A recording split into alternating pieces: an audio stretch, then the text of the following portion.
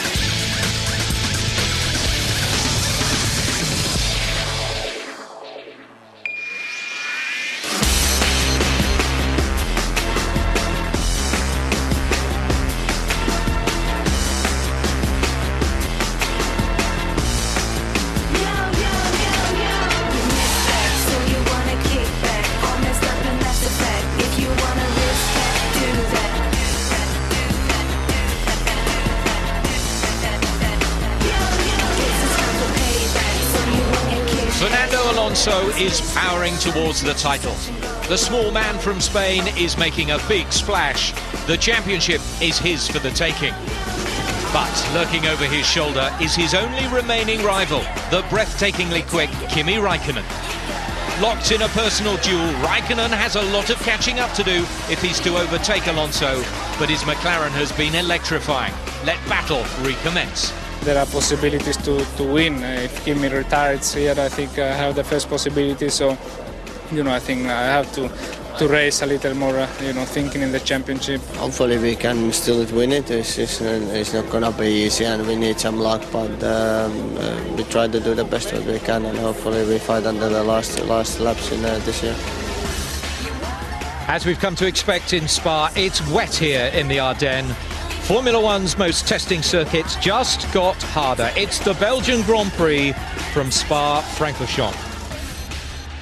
Good afternoon and welcome to Spa. Today could be the day that the history books are rewritten, that Fernando Alonso becomes the youngest ever Formula One champion. It could just happen.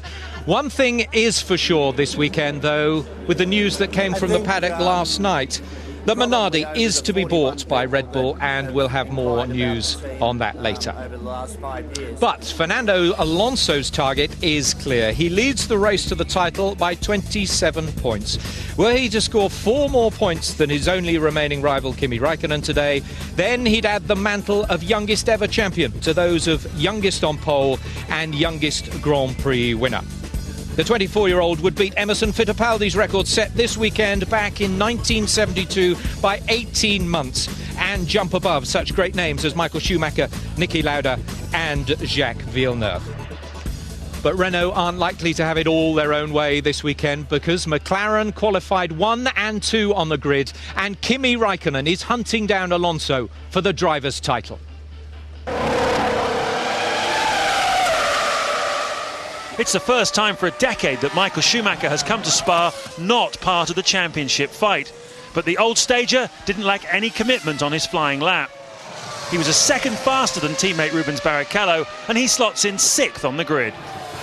After a poor showing at Monza last weekend, BAR Honda thought they might be troubling the Renaults here this weekend. It's not worked out that way so far. Instead, they find themselves behind the Toyotas. Takuma Sato lines up 10th, Jenson Button 8th. But he believes he'll be much stronger in the Grand Prix this afternoon. I had huge locking problems this morning in practice, front tyres. I was locking into the first corner and also into the bus stop. So it's been a nightmare. So I've come straight from practice to qualifying. So I was probably a little bit too cautious under braking, but it's okay. Jarno Trulli has qualified in the top 5 13 times this season, and here he outdid himself with another stunning lap, particularly if you consider that he's running a wet setup, 10 miles an hour slower on the straights than the Renaults. 3rd on the grid for Jarno. Honestly talking, our strategy is more about, and also the car setup is more about wet than dry. Today we managed to deal with it, and tomorrow we should be even better probably. Kimi Raikkonen changed his line through the daunting 185-mile-an-hour Eau Rouge corner after problems in practice. He didn't quite get it right though, picked up too much curb on the left, lost about a tenth of a second, provisional pole, but he left the door open for Montoya. Both Renaults have opted for a dry setup here, so they've got good straight line speed, but they might be sliding around a little bit if it's rainy this afternoon. They're much closer to McLaren than in recent races, probably only 0.3 of a second. Alonso up the front then, with plenty of fuel in his car. I think it's good. I think we did a good lap, but we had a little bit of more fuel than we programmed at the beginning, because we know that we are competitive here. So, for the race, it's looking great, I think. It was very tight at the top end in qualifying, the top 4 cars separated by just 0.2 of a second. And what could Juan Montoya do? He'd managed only 17 laps in practice, with no running at all on Friday following an engine change. But he took his second Spa pole 4/100ths of a second faster than teammate Raikkonen. It was the first all-McLaren front row since Imola 2001. I think we probably got the best package out here to win the race, and it'd be nice if we finally can get a 1-2 from McLaren. Well, that was a phenomenal qualifying session. If you think about it, it's over 4 miles around this racetrack, 1 minute and 3/4 for the lap, and yet the top 4 cars separated by just 0.2 of a second. But with all this rain and mist in the air, how relevant is qualifying, do you think? Well, it's very difficult to know, James. We've had so little dry running through this Grand Prix weekend. At least we finally saw the absolute true speed of the cars. Some of the drivers gambled on a wet Grand Prix and put a lot more downforce. Now that shows up in the middle sector of the lap during qualifying, where you really need that extra grip. But you're under pressure during the first and third sectors, where it's mostly straight lines. So we may see some completely different strategies this afternoon based on that qualifying run. Difficult to read, though. Certainly is. Well, a number of people at Monza did perfect laps. Here, it was the other way around. Quite a lot of people making mistakes. But one guy who didn't make any mistakes at all was Jarno Trulli. What a lap. By his own admission, one of the best he's ever done. Absolutely right. Now, he is one of the drivers that took a half a wet setting out onto a dry track. Well, he should do that more often. It was a brilliant lap, and the car looked like it was on rails. So, Kimi Raikkonen leaves the door open for Juan Montoya to go and grab pole. Montoya does it. Let's take a look how he managed it. It had been spitting with rain. Montoya was not fully happy with the McLaren in free practice. Let's see what he's got underneath him now as he builds up to 180 miles an hour into the foot of Eau Rouge. He'll follow the yellow line where the other cars have been hitting the track. Did I detect a very slight lift? Nonetheless, absolutely full throttle on the top. He's still in 6th gear. There's another one to go yet. There it is, and accelerating up to about 206 miles an hour, braking 90 metres before the corner, and just trying to run those rumble strips. He knows he's on the right line then. Very hard on the throttle and early too. He's feeling good grip and balance from the McLaren. The early tight line into the Rivage hairpin, and now the sweeping left-hander that'll carry him down the hill. Oh, a little bit of a swapper there. He had to correct briefly. Pouon then, it's about 180 on the way in, 150 through the first part.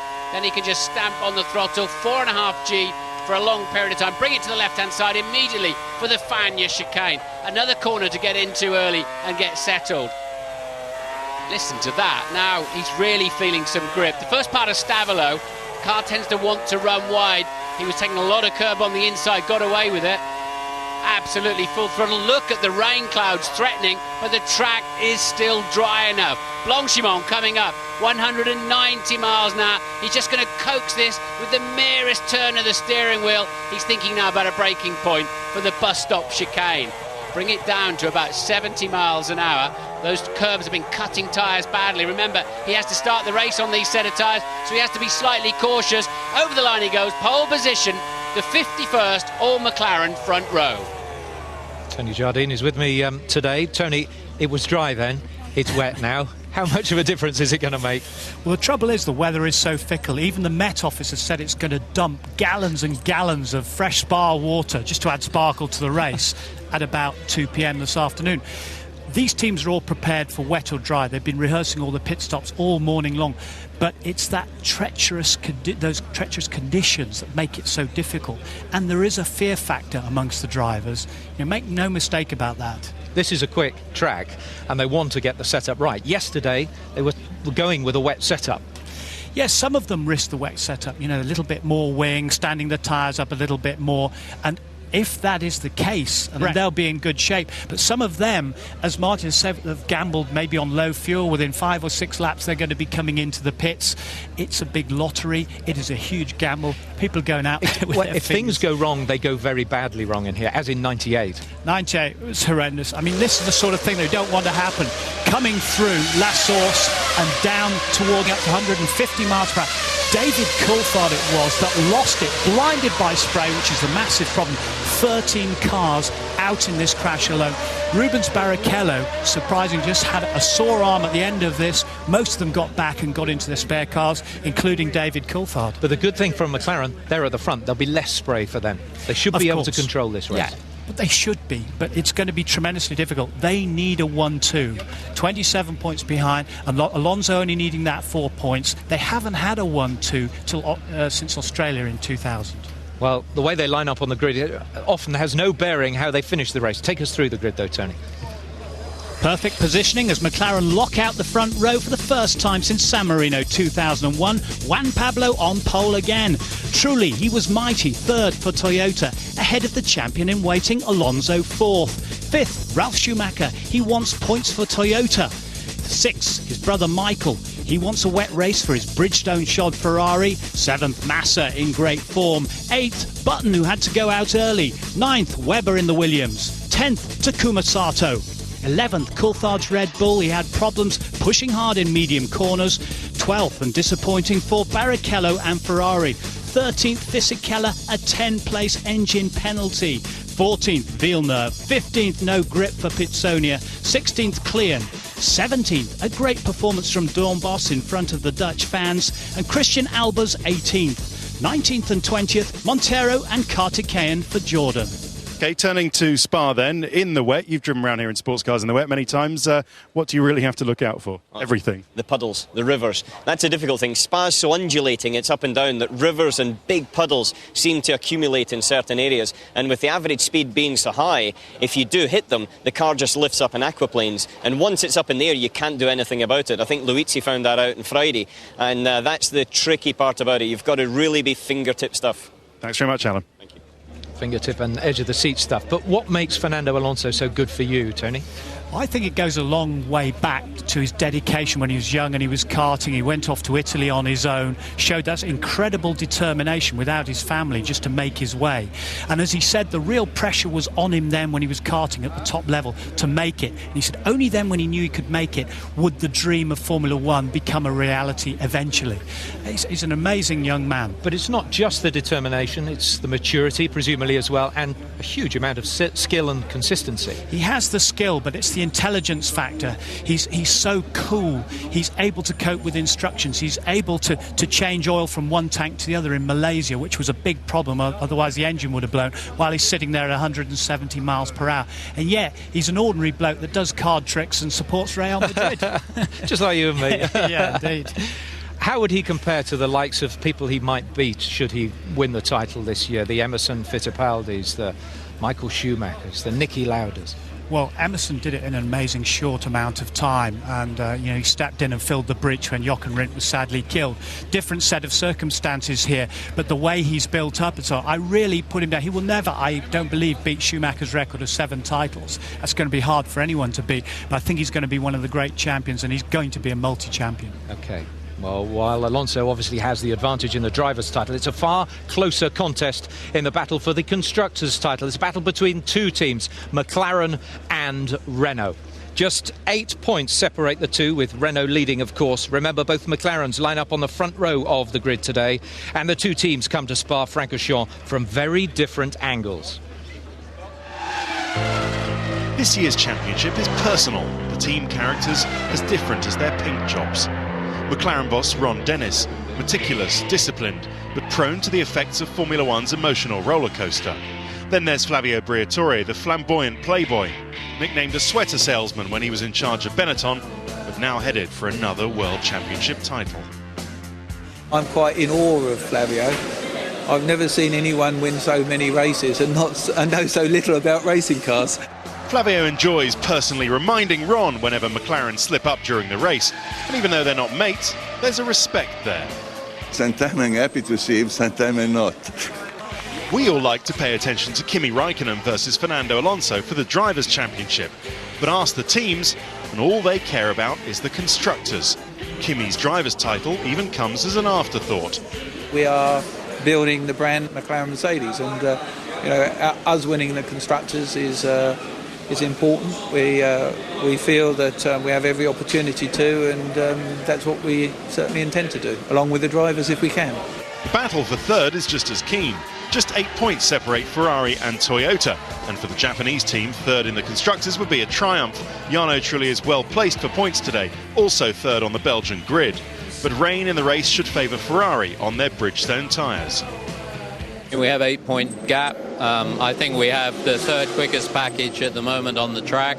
Obviously people bring new parts in the last few races, but we think we have a very good chance to fight for that position. Our ambition is to win the championship, so we'd rather be third and fourth, but there's other priorities in terms of how we approach the rest of the season to make sure we're back to where we want to be next year.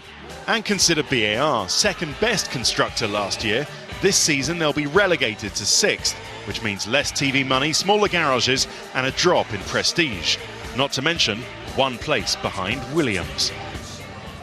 Well, late last night the news came through that Red Bull is going to buy the last privately owned team, Minardi. Of course, there have been some rumours about this deal for some time.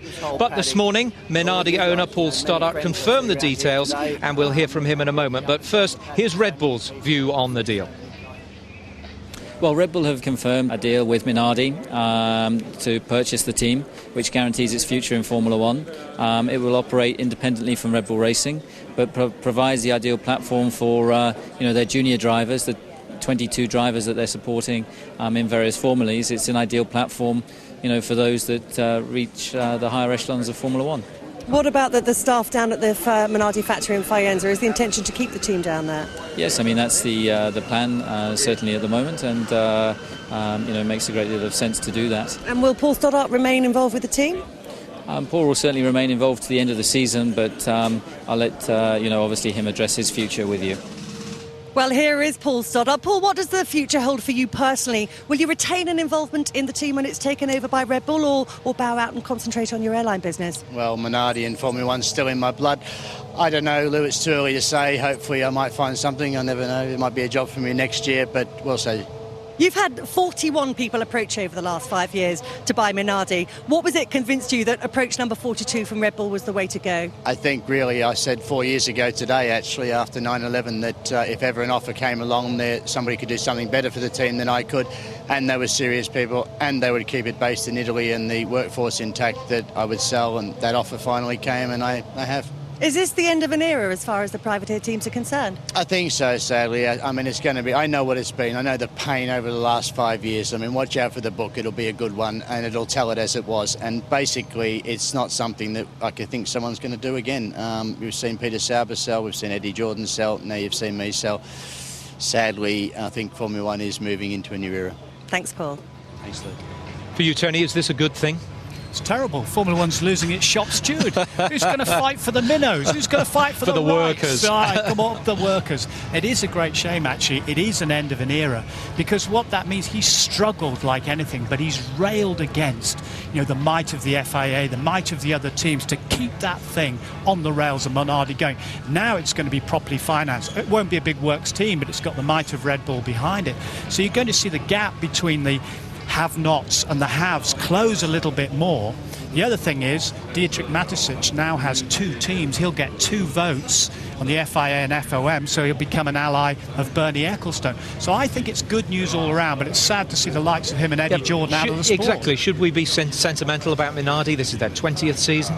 Yeah, I mean, there is a massive Minardi fan club right round the world who support, the little guy. They support the minnows. They love them. And there's room for them in the sport. Maybe more will emerge because there's room for 2 more teams in the sport. OK, well, you'll always find differing opinions or whether it's a good thing that Red Bull is actually going to buy Minardi. But one thing everybody agrees with here, this is a cracker of a circuit. It's a far cry from the Royal Park in Monza or the glamorous streets of Monte Carlo, but Spa was recently voted the favourite circuit amongst Formula One fans. So what's the appeal of sitting on the edge of a forest, normally in the pouring rain, with virtually no creature comforts in sight? It's the only place to be. It's one of the best races. It's exciting. The atmosphere is really good over the whole weekend. So, yeah, it's just one of the places to be, really. It's absolutely brilliant to come to. Even on the internet, it's voted #1. So it's not just the people that come, it's the people that don't even come that rate Spa. And it's unbelievable. You have to come here just to a Grand Prix just to feel it. The changeable weather adds an element of risk to this track like no other, and the start is always a spectacle. Great start by Eddie Irvine. Fielder, look at Fielder, and into the wall. Who was that? Coulthard in the wall. David Coulthard into the wall. They'll stop the race. They'll have to red flag this. Terrible. Look, this is quite appalling. This is the worst start for a Grand Prix that I have ever seen in the whole of my life. Eau Rouge, Formula One's most revered corner, takes no prisoners.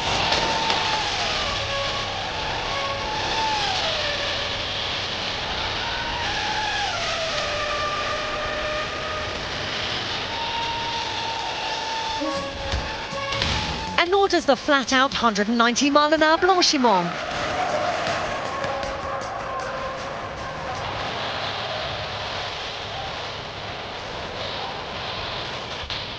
But Spa is a driver's track. Take the risks and reap the rewards.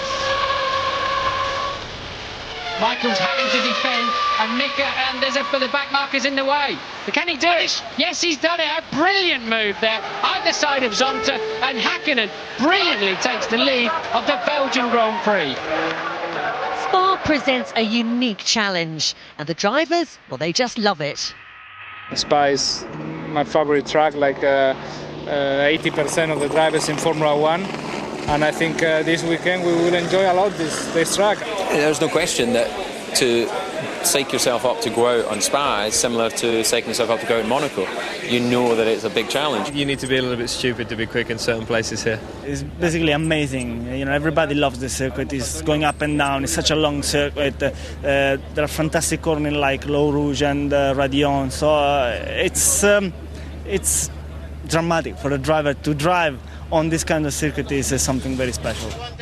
Well, let's take a look at the weather map. This is courtesy of Red Bull. We've just come down to their pit wall here in the pit lane, and you can see there the dark blue area. I feel like a weather person. The dark blue areas are the heavier rain, and what it says, and we've got, funnily enough, Red Bull have got designer Mark Smith up here, which not your normal job, Mark, but when does that say that it's going to rain?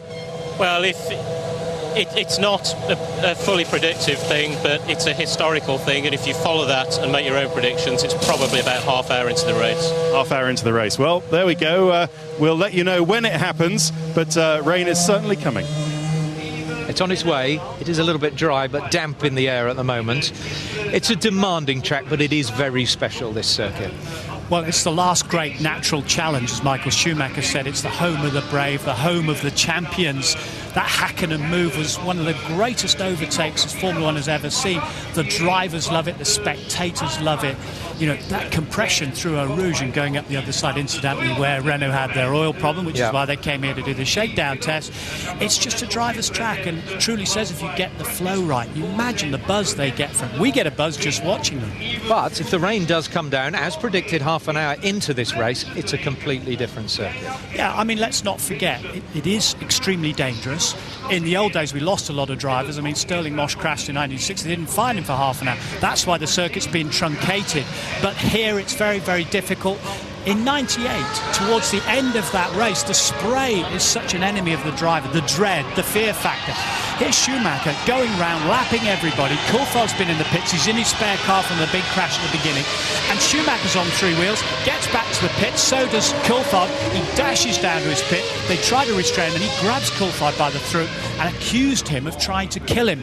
That's the sort of drama that this place can produce. It can be dangerous, but nobody wants to lose it. Nobody wants to lose it. No, of course they don't. But they're going to have to take risks here, because that's the only way you will be rewarded with a really good result. It's such a high-speed track. It is so demanding. You've got to go for it. If you lurk about half speed, you've had it. The setup, we've talked about it. We're going for the wet setup. What do you think their tactics will be here at McLaren? How will they go for this race? And as we said, they need a 1-2 really, really badly. I think the first thing, Angus, is they've got to try and get Kimi to swap places with Montoya. So is Montoya going to play the team game? He hasn't this season. I'm asking. Team orders are not allowed, but it's something that the drivers themselves have to make their mind up about. Yes, they're working together for the Constructors' Championship, but only by getting a 1-2 can they really, really have a chance of keeping Kimi's championship hopes alive. So they've got to swap places like that. Exactly, but going into the first corner, I mean, that's crucial. We've seen in the footage from previous years how difficult it can be. I mean, what's going to happen at that first corner between those two McLaren Well, in drivers? 99, David Coulthard tipped Hakkinen out of the way, and Coulthard won the race and had to apologise afterwards. Let's hope nothing like that happens at all. But what Renault have got to do is use Fisichella as their weapon. Maybe he's running light, get him up there amongst them. Certainly by the second stop, he needs to be there to interfere and mess up McLaren's plans to reduce their point scoring. OK, good luck with that. We're 20 minutes away from the start of the Belgian Grand Prix. Drama anticipated, drama expected, drama guaranteed. Welcome back. Over an hour since we had any serious rain here in Belgium. The track is relatively dry. Should make life easier, a little bit easier anyway for the drivers. Here's Louise with David Coulthard. David, I have vivid memories of standing on this grid with you a few years back, sheltering under a tyre blanket. I mean, it was chucking down then. We're going to get wet again today, aren't we? Yeah, I think so. It's very foggy out the back, so you definitely expect, the weather forecast is that it will rain at some point during the race. This place is slippery when wet, to say the least. Do you have any concerns about it? You're into Bon Jovi, are you?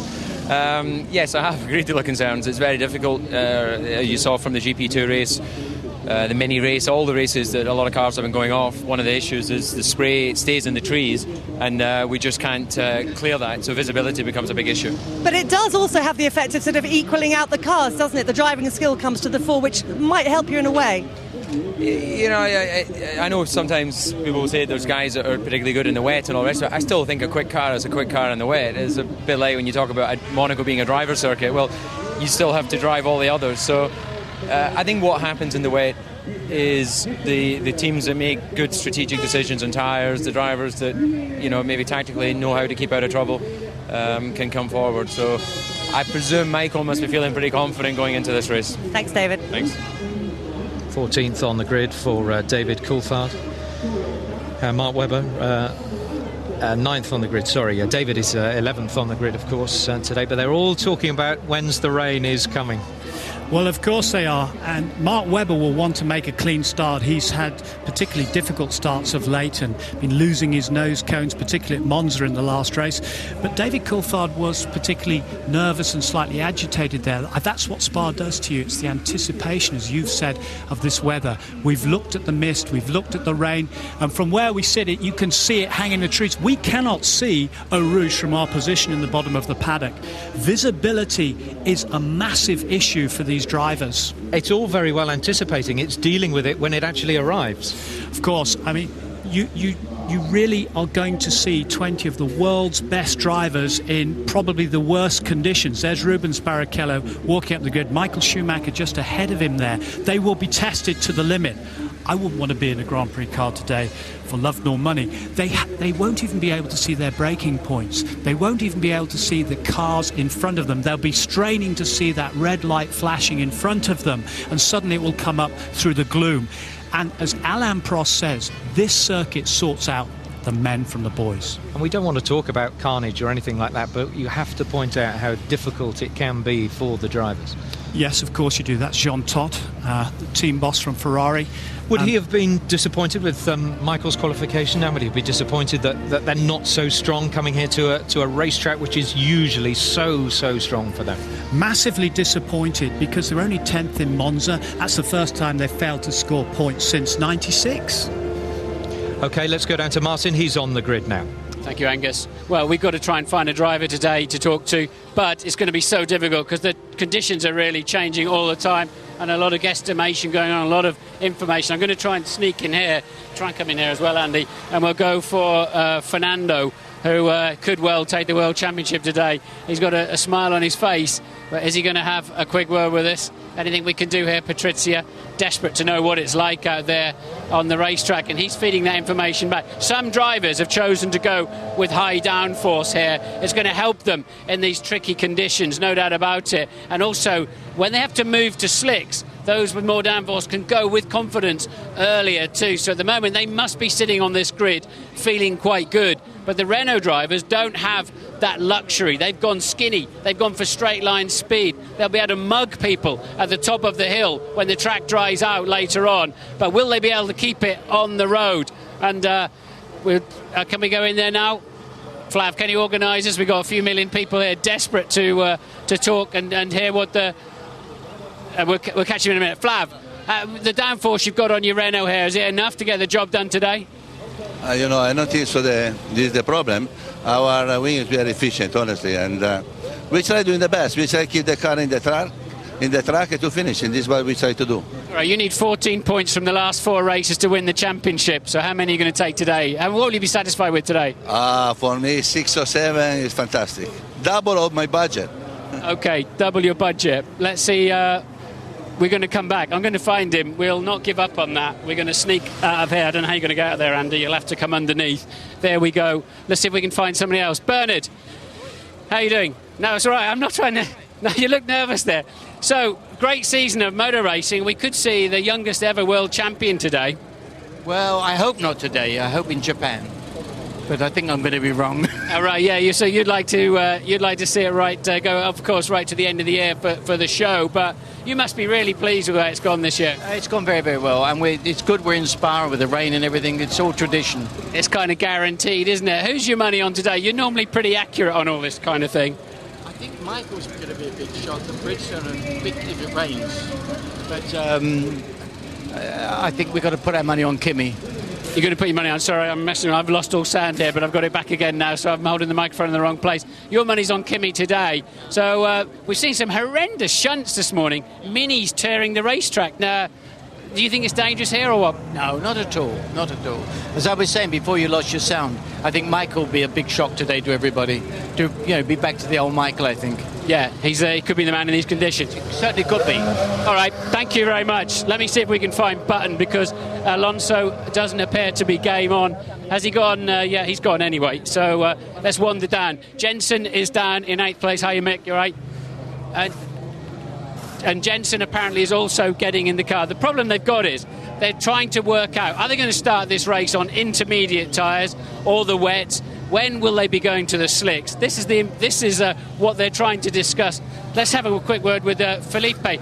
We're desperate at trying to find a driver who can tell us, what's the track like? Is there any standing water? No standing water, but it's wet. So for sure, maybe everyone will start with intermediate tyres. So you think it's an intermediate. Now, what's your weather forecast? I'm hearing there's going to be no more rain, but we've got other teams saying there will be rain. What do you understand? Yeah, maybe it can rain. As far as I know, maybe it can rain more to the end of the race. So, but we see. I mean, here you can never predict, so it can rain every time. And if it doesn't rain anymore, how quickly do you think you'll be in for slick tyres? Well, I mean, always when you have 20 cars running, it's quicker. But I mean, maybe it will take more than 6 laps, I think.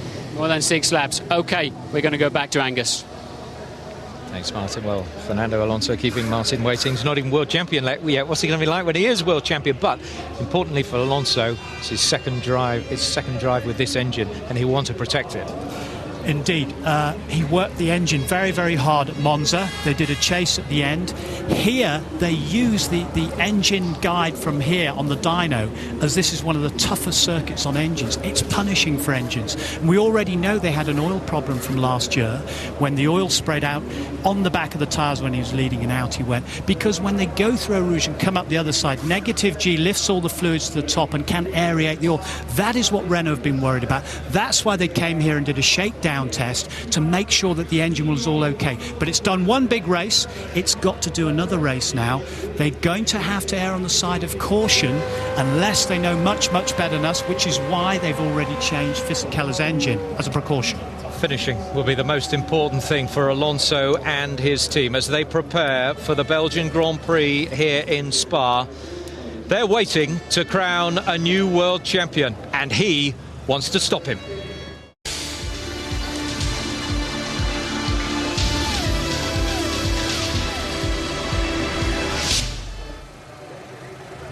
The rain has held off so far, but that's no guarantee we'll be staying dry. Sit back for the best F1 ride of the year. It's the Belgian Grand Prix from Spa, described by Martin Brundle and James Allen.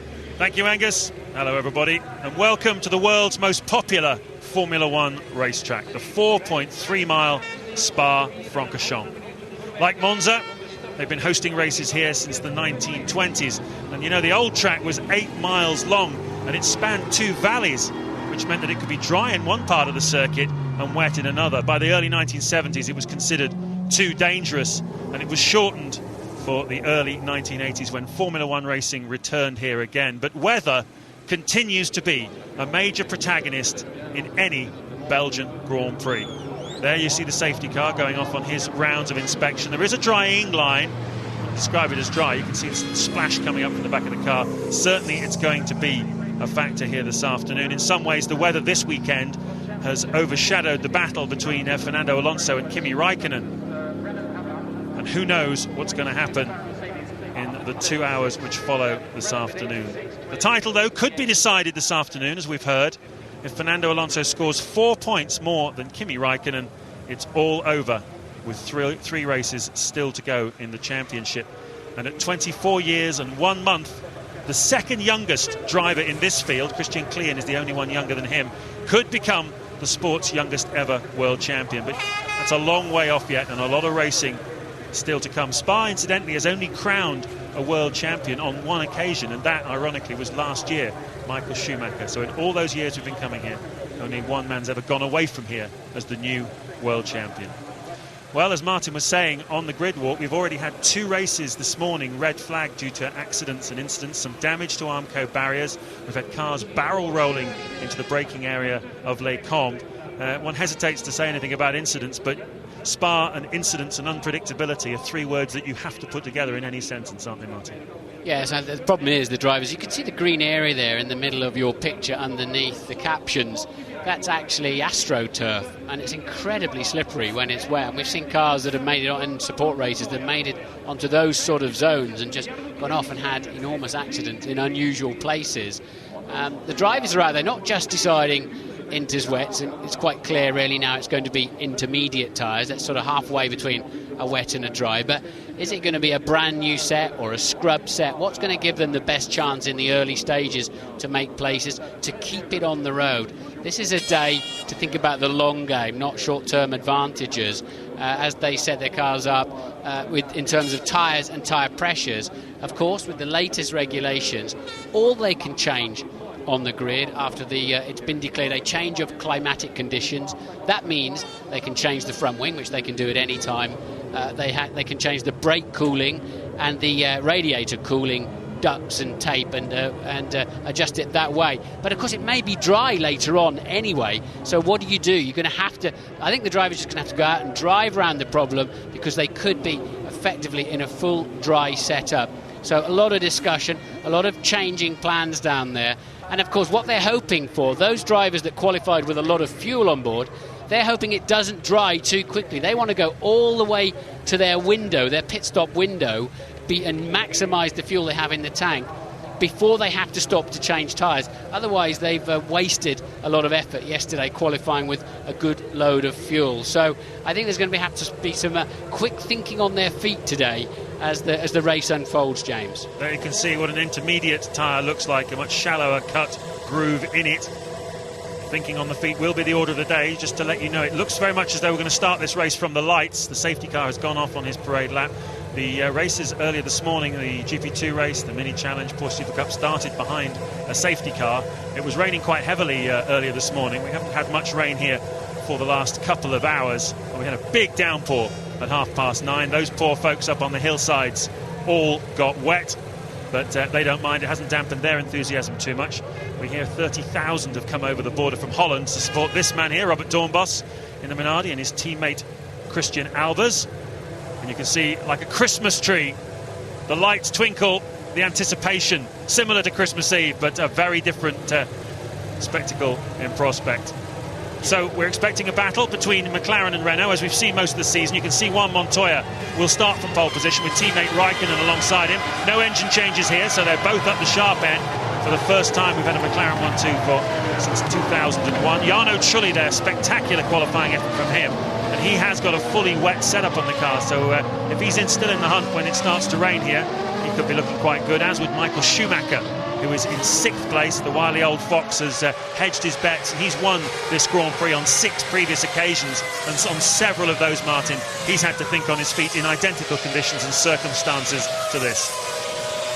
The track here is very narrow, just 11 metres wide I measured across the grid area there. And for example, the new Tilke circuits tend to be between 15 and 20 metres wide. It is very narrow. And a short run down to the first corner, it's always difficult to know. Do I just queue up and take my time down the inside? Shall I have a go around the outside? If anybody trips over each other, they tend to, of course, move towards the outside of the track.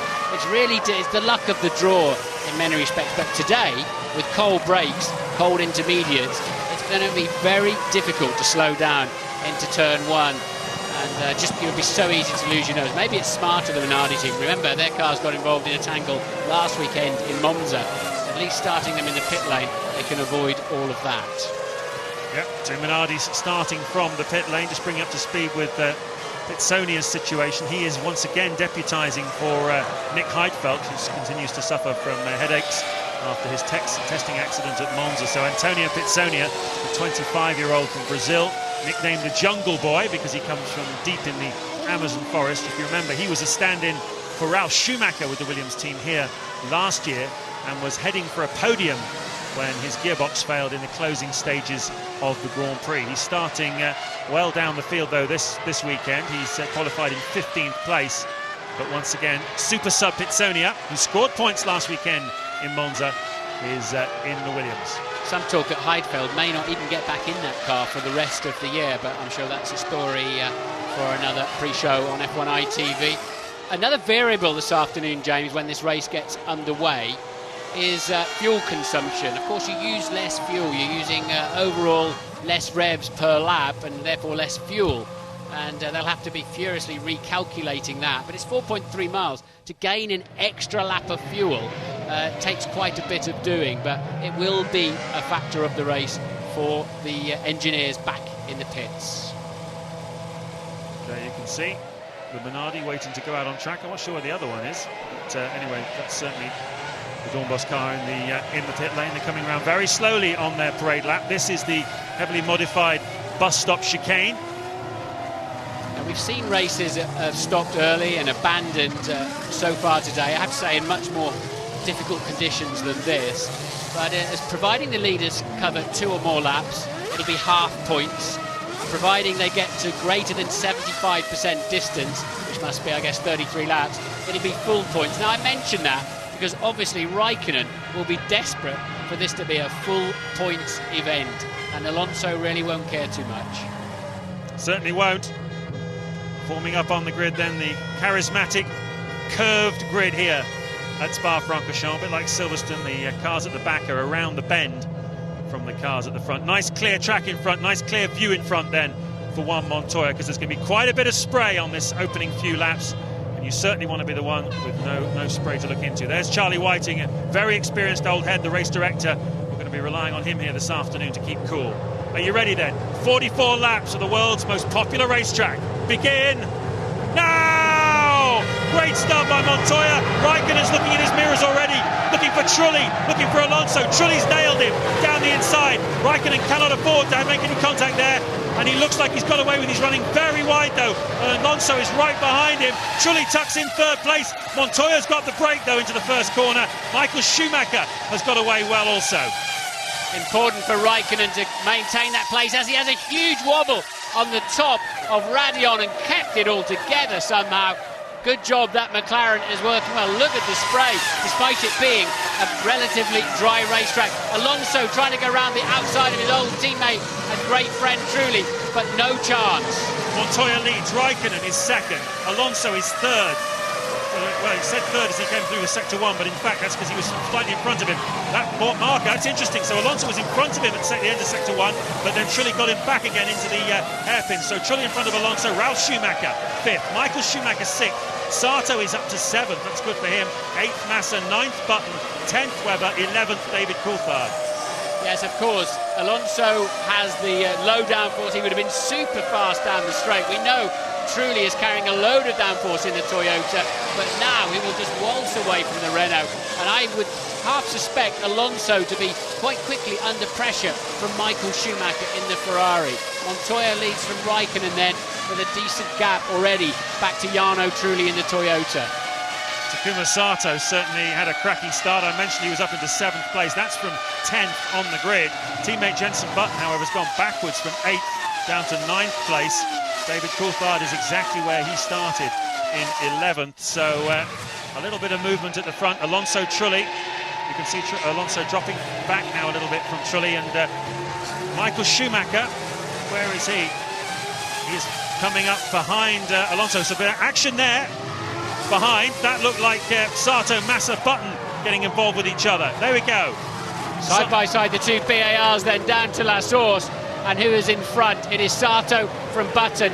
I half expected Jensen to dial one up the inside there, but he should get good drive. There's a drain, though, on the way out of there. You have to run over that, spins up the wheels, and Sato gets the better bite, gets the better traction down the hill. And the reason for that is because Ralf Schumacher obviously had a problem at the bus stop. He's gone down from 5th to 8th place. We saw Michael Schumacher getting past him before the bus stop chicane. But so Ralf Schumacher very much involved in that. He has gone backwards. That's promoted the BAR of Sato up to 6th. And Button up into 7th. Michael Schumacher, though, is right on the back of the Renault of Fernando Alonso and looking very strong at the moment. Michael Schumacher within 0.7 of a second of Alonso, but Alonso with that fast car up the hill on the back straight is in a pretty good position to defend himself. But can he do? He's just got to hold it together down the hill. There's the graphic on the left-hand side, shows you Sato was the best gainer with 4 places up to P6. Ralf Schumacher, as you pointed out, James, falling down 3 places. The top 4 got away in formation then, effectively, once they sorted themselves out. Well, Giancarlo Fisichella having to take the 10th-place penalty for changing his engine before qualifying. There he is. Started this Grand Prix in 13th place. He's managed to make up 1 place. He's now 12th. And Christian Klein has had a belter of a start. And there you go, Mark Webber. And racing with Fisichella. Webber's lost out to Coulthard already, and now to Fisichella too, who's beaming through from his forced grid position back down in 14th with that engine change. But Webber really on his back foot and struggling, isn't he? Montoya's not, though. He leads. It was 1.2 seconds at the end of the first lap. It's now 1.4 seconds. He is fractionally the faster McLaren driver. They're 3 seconds clear of Trulli. Alonso and Michael Schumacher pretty much holding station about a second apart. And you know that last lap of Juan Montoya is a 1:56.0 compares to Alonso 1:58.8. So the Renault driver is struggling at the moment to get grip around this wet racetrack. That's 2.8 seconds on that lap. Montoya was faster than him. You have to be so careful of the painted lines. You can run them with your unloaded wheels on, say, for the inside of a curve, but not too much.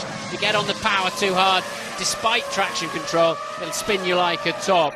And don't go anywhere near them under braking. You have to get your initial braking done heavily and in a straight line. And Raikkonen did not do that. He was turning in as he was in the braking zone. You really do have to keep your front tyres equally loaded, because you're getting best part of 60%. Probably in the wet, you go a little, actually you turn your brake bias to the rear a bit in the wet, a couple of turns, to try to avoid locking your front wheels so much. Nonetheless, your front tyres are doing much of the slowing down. Yeah, it was a Rivage corner where Raikkonen made that mistake. That's where a lot of drivers made mistakes yesterday in qualifying, getting the car slowed down for that tight right-hander. There you can see Jenson Button, Ralf Schumacher trying to fight his way back. Here's David Coulthard up into 10th place then, gaining a spot from his qualifying position. If you're wondering why Juan Montoya is still leading Kimi Raikkonen by 1.5 seconds, my information is that Raikkonen is the one with the more fuel in the car, so it wouldn't really make sense for from a team point of view for them to let Raikkonen go through, because Montoya wouldn't want to be held up at all if he is carrying a lighter fuel load. Then they'll maintain position, try and drive their maximum pace in the conditions, because obviously there's a long way to go in this Grand Prix, and tactical switches can happen anywhere. Fisichella getting ready to attack Coulthard, not close enough into the braking area of the bus stop. Coulthard, though, getting much closer to Massa too. Quite a queue forming now behind Takuma Sato in P6. He's 3.6 seconds behind Michael Schumacher, but look at this lot behind him. And Coulthard will be under pressure very quickly from Fisichella, and Webber just struggling to hold on. And the reason why Raikkonen is so much closer, he was a full 6/10 quicker on the previous lap than Montoya. Surely the team in Montoya will see that and think about letting him go.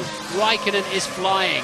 Yep, he wants to get on with it now. He'll be being kept informed by the team of what's going on with his championship rival, Fernando Alonso, currently down in 4th place, 7 seconds behind this McLaren duo. And you know, you're going back 5 years, the last time McLaren managed to get a 1-2 finish in a Grand Prix. With a car like this, they really do want to try and do it. Raikkonen wide there, ran wide at the top of the hill, the corner with no name, and that's why he's fallen back. And you don't really have to keep these intermediates cool like you do a wet tyre, so you won't see them as much or as early moving off the racing line, trying to find a little bit more standing water to keep those cool. The inters tend to work more normally. It's just a question of when you come in for slick tyres. But with these grooved dry tyres they've been using for some years now, you tend to have to wait much longer than you'd first imagine. Track is nowhere near ready for dry tyres, of course. No, still plenty of spray in parts. Other parts you don't see so much spray. This is one of our high-speed sections, chucking up a lot of water there, coming through the Blanchimont corner down to the bus stop. The track temperature has dropped by 6 degrees since we were on the grid, and the humidity has gone up to 91%. So although it's not raining yet here at Spa-Francorchamps, we did hear from the Red Bull team, that from Mark Smith there, that they feel it'll rain about half an hour into this Grand Prix. At the moment, the temperature's dropping and the humidity is rising. Now you'll notice on these inters, the grooves are very thin and shallow. They're really not for clearing water, they're for allowing the rubber to move around to generate heat. And the rubber compound is of a different family of compounds that tends to work in cooler conditions and gives grip in a different type of track surface temperature. And that's why they're able to push harder on them than dry tyres. It's not about clearing the water or going through puddles. As you can see, there really isn't much now. This is lap 5 of the Belgian Grand Prix then. Montoya leading by 1.5 seconds from Kimi Raikkonen. Jarno Trulli is 5 seconds behind the race leader in 3rd place. World Championship leader Alonso is 4th as Fisichella has a go at David Coulthard into Les Combes and the braking, but can't do that. Take that 10th place away. Michael Schumacher's 5th, Takuma Sato is 6th, Jenson Button 7th. This is lap 6 of the Belgian Grand Prix at Spa-Francorchamps. Montoya is leading for McLaren ahead of teammate Kimi Raikkonen. Raikkonen now within 1 second of his teammate. Trulli is 3rd, Alonso 4th, Michael Schumacher 5th, Sato 6th. Button and Ralf Schumacher, you can see, are duking it out. Tremendous battle here for 7th and 8th places. But Giancarlo Fisichella, Martin, is the man on the move. Yes, he was following Coulthard for some time. Coulthard had made a slight mistake at the bus stop, the previous corner, and then put himself a little bit out of line into La Source as he was trying to defend. And Fisichella, with a better drive and with less downforce on, just better straight line speed, seizes the initiative on the way into Eau Rouge. And now he's already hustling Massa for 9. Fisichella flying, probably better, more so than Alonso at this stage. Yep, Alonso still lapping over around about 1 second a lap slower than the 2 race leaders, so it's not the 2.8 it was earlier on, but Fisichella has just set the fastest first sector of the race so far by anybody, and he is very much on the move. Felipe Massa is the next man in his sights as he tries to get himself up into the points-paying positions. We saw Ralf Schumacher early on. He made a good start, was the top 5 or 6 on the opening lap, but he was passed by his brother, Michael Schumacher, into the bus stop for 5th place. Then he got tangled up with the 2 VARs, and that dropped him down into 8th place. So watch out for him, because his car is quick and he's fighting his way back through the field as well. Yes, we understand Fisichella's on the softer of the Michelins, unlike Alonso, which will be a much better combination in these conditions.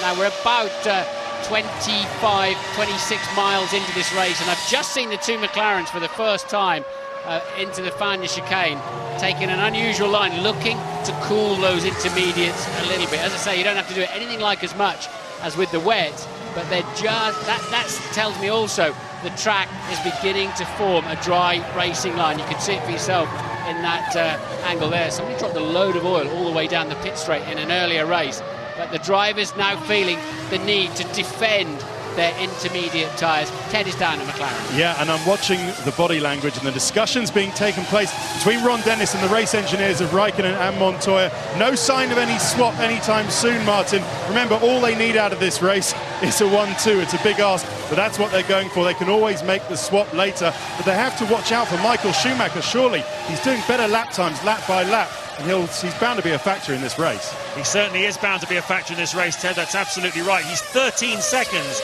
at the moment behind the two McLarens, but Ron Dennis clarifying the situation, and I believe that's Ralf Schumacher there. Has he made a pass? Yep, pass Button. Yes, he's passed Jenson Button. There he goes. We didn't see it happen, but Ralf Schumacher making progress up into 7th place now. Button back down to 8th. But Ron Dennis, the boss of McLaren Mercedes, just clarifying the situation, saying, look, it's in these guys' contracts. They drive for the team.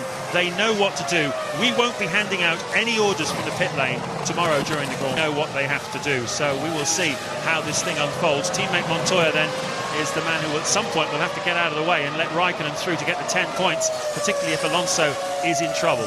Fisichella passed Massa as well, as we said.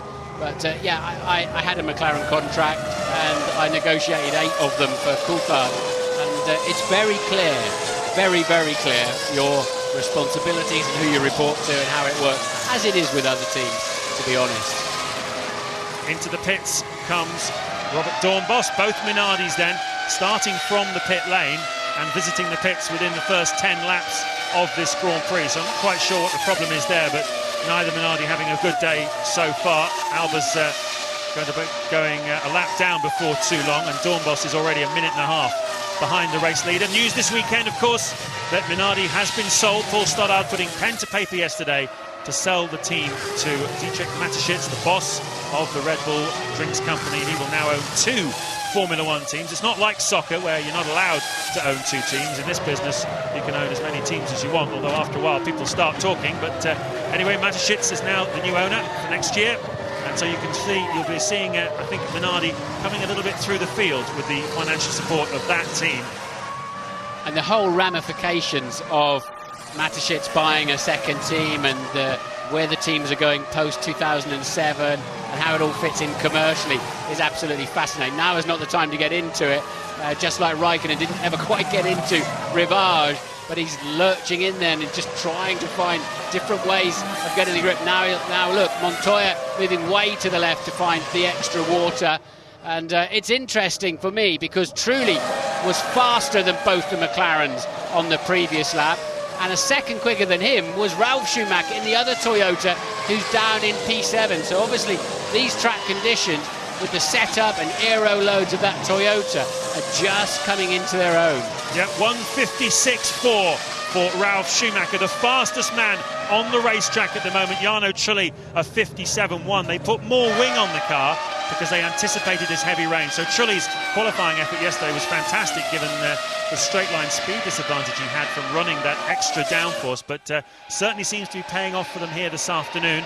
They don't raise the cars up anymore in Formula One. They don't raise the ride heights. They do it by means of the tyres. The wet tyre has a slightly greater diameter than a dry tyre, so automatically when you put it on, it raises the car up by 3 millimetres, which is approximately what you want in a wet condition. So it's a very clever way around messing around with springs and ride heights. Yes, because very, very rarely in a Grand Prix, or any motor race for that matter, do the conditions stay absolutely consistent through the entire distance. The track is either getting wetter or getting drier.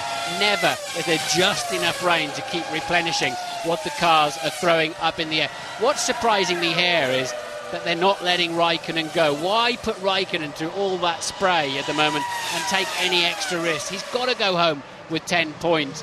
And I'm just a bit confused that Montoya hasn't stepped out of the way. Well, he's certainly getting an awful lot closer to him at the moment.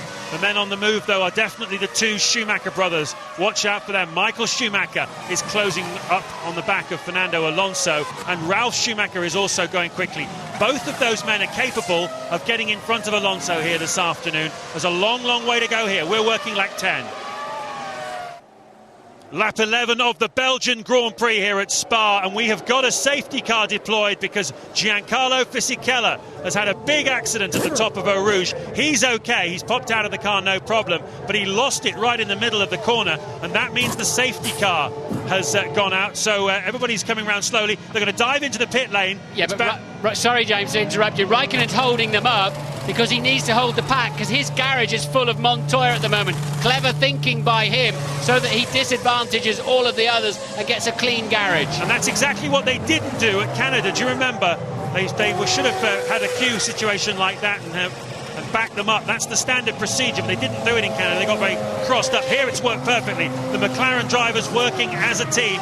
Everybody is diving into the pit lane except Fisichella, who's crashed, and poor old Ralf Schumacher, who pitted the lap before that accident. So that pit stop will cost him massively. Well, they put intermediates on, and on that car they can change. They can change when they're in wet conditions. But did everybody? I think some people have put dry tyres on. Fisichella caught the inside curb of Eau Rouge and crashed at Radion. He has not put their dry tyres going on the Williams. But intermediates definitely going onto Alonso's car. As they're changing the type of tyre, they can refuel, is my understanding. But there's Fisichella going off the road and at the top of Radion, and all of the pieces are out of the way, nothing on the racing line, but they have to bring a movable crane in there, which is why deploying the safety car was a no-brainer. So poor old Fisichella wandering around regretfully, reflecting on a season which hasn't brought a great deal for him since that victory in Australia.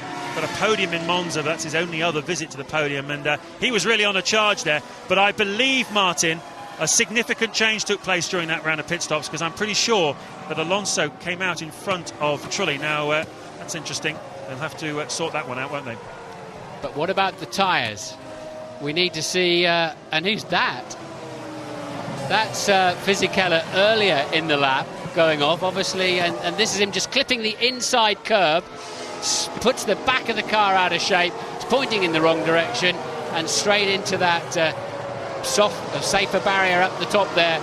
It's sort of a conveyor belt in front of a lot of car tyres. It does a good job of slowing you down, but look, just rips the car to pieces. And that's why we've seen a lot of safety cars all day, because certain areas of the racetrack, they have to put a lot of men and vehicles into a critical situation. Ted has news. Let me just update you who's on what tyres. Amazingly, as you said, Fernando Alonso did put another set of intermediate wet tyres on, as did Rubens Barrichello. And right now, Ferrari are starting to regret that decision. Although, as I say it, Michael Schumacher's coming out. Michael Schumacher's engineer down into the pit box. Michael put on dry tyres, but obviously that hasn't worked for them. Yes, and they're coming back out with wet tyres for Michael Schumacher. So as we've seen so many times, the Michelins can cope. So Takuma Sato dry, Michael Schumacher dry, but that hasn't worked for him. Jenson Button dry tyres, and Rubens Barrichello wet, but they're coming back in. Michael Schumacher's coming back in at Ferrari for wet tyres. Well, that's a replay, I don't know what of, but whether it's under safety car, but they're intermediates on that McLaren. And the problem they've got is under safety car conditions, they'll lose a lot of temperature and a lot of pressure in the dry tyres. I think it'd be virtually undrivable. Now, I wonder how the communication has been in this panic pit stop, which it is, about fuel and about tyres. But my understanding is you can refuel the car and change tyres at the same time, only if you're changing from wets to dries or dries to wets. Now, surely some of those cars refueled and put the same change to the same type of wet tyre. I have read the rule book just before the race just to try and understand that fully, and it wasn't clear to me exactly where we're at. But Michael Schumacher, both BARs, Coulthard and Webber all pit again, so they'll lose track position but they won't lose a lap. It seems to me that maybe in the turmoil the wrong tyres have been put on these cars. Well, that's definitely wet tyres being put on, dry tyres coming off. Confusion there for Takuma Sato. Ted, what can you tell us? Absolute disaster down at BAR. They sent the drivers out. They thought it was worth a punt, but the drivers radioed in, said, I cannot handle these dry tyres, and they both had to come in and lost a load of time, Sato and Jenson Button, for wet tyres again. Yeah, well, they've lost time at this stage, but of course they'll go straight back up to the safety car snake. The safety car's in this lap, but it's a long lap, 4.3 miles, so they will easily catch this snake. So in the end, they won't have lost time, they will have lost track position. But that's a team error in the panic of the moment. And fog in the hills there, mist in the hills there too. all happening out there. This is a very challenging race for the drivers. Yeah, there's an awful lot of it still left as well. 32 laps still to go. Last year, if you remember, we had 2 safety cars during this Grand Prix. We've had 1 already this year. I can tell you that only 1 man did not pit during the safety car period. That is Jacques Villeneuve, and he is currently lying in 2nd place.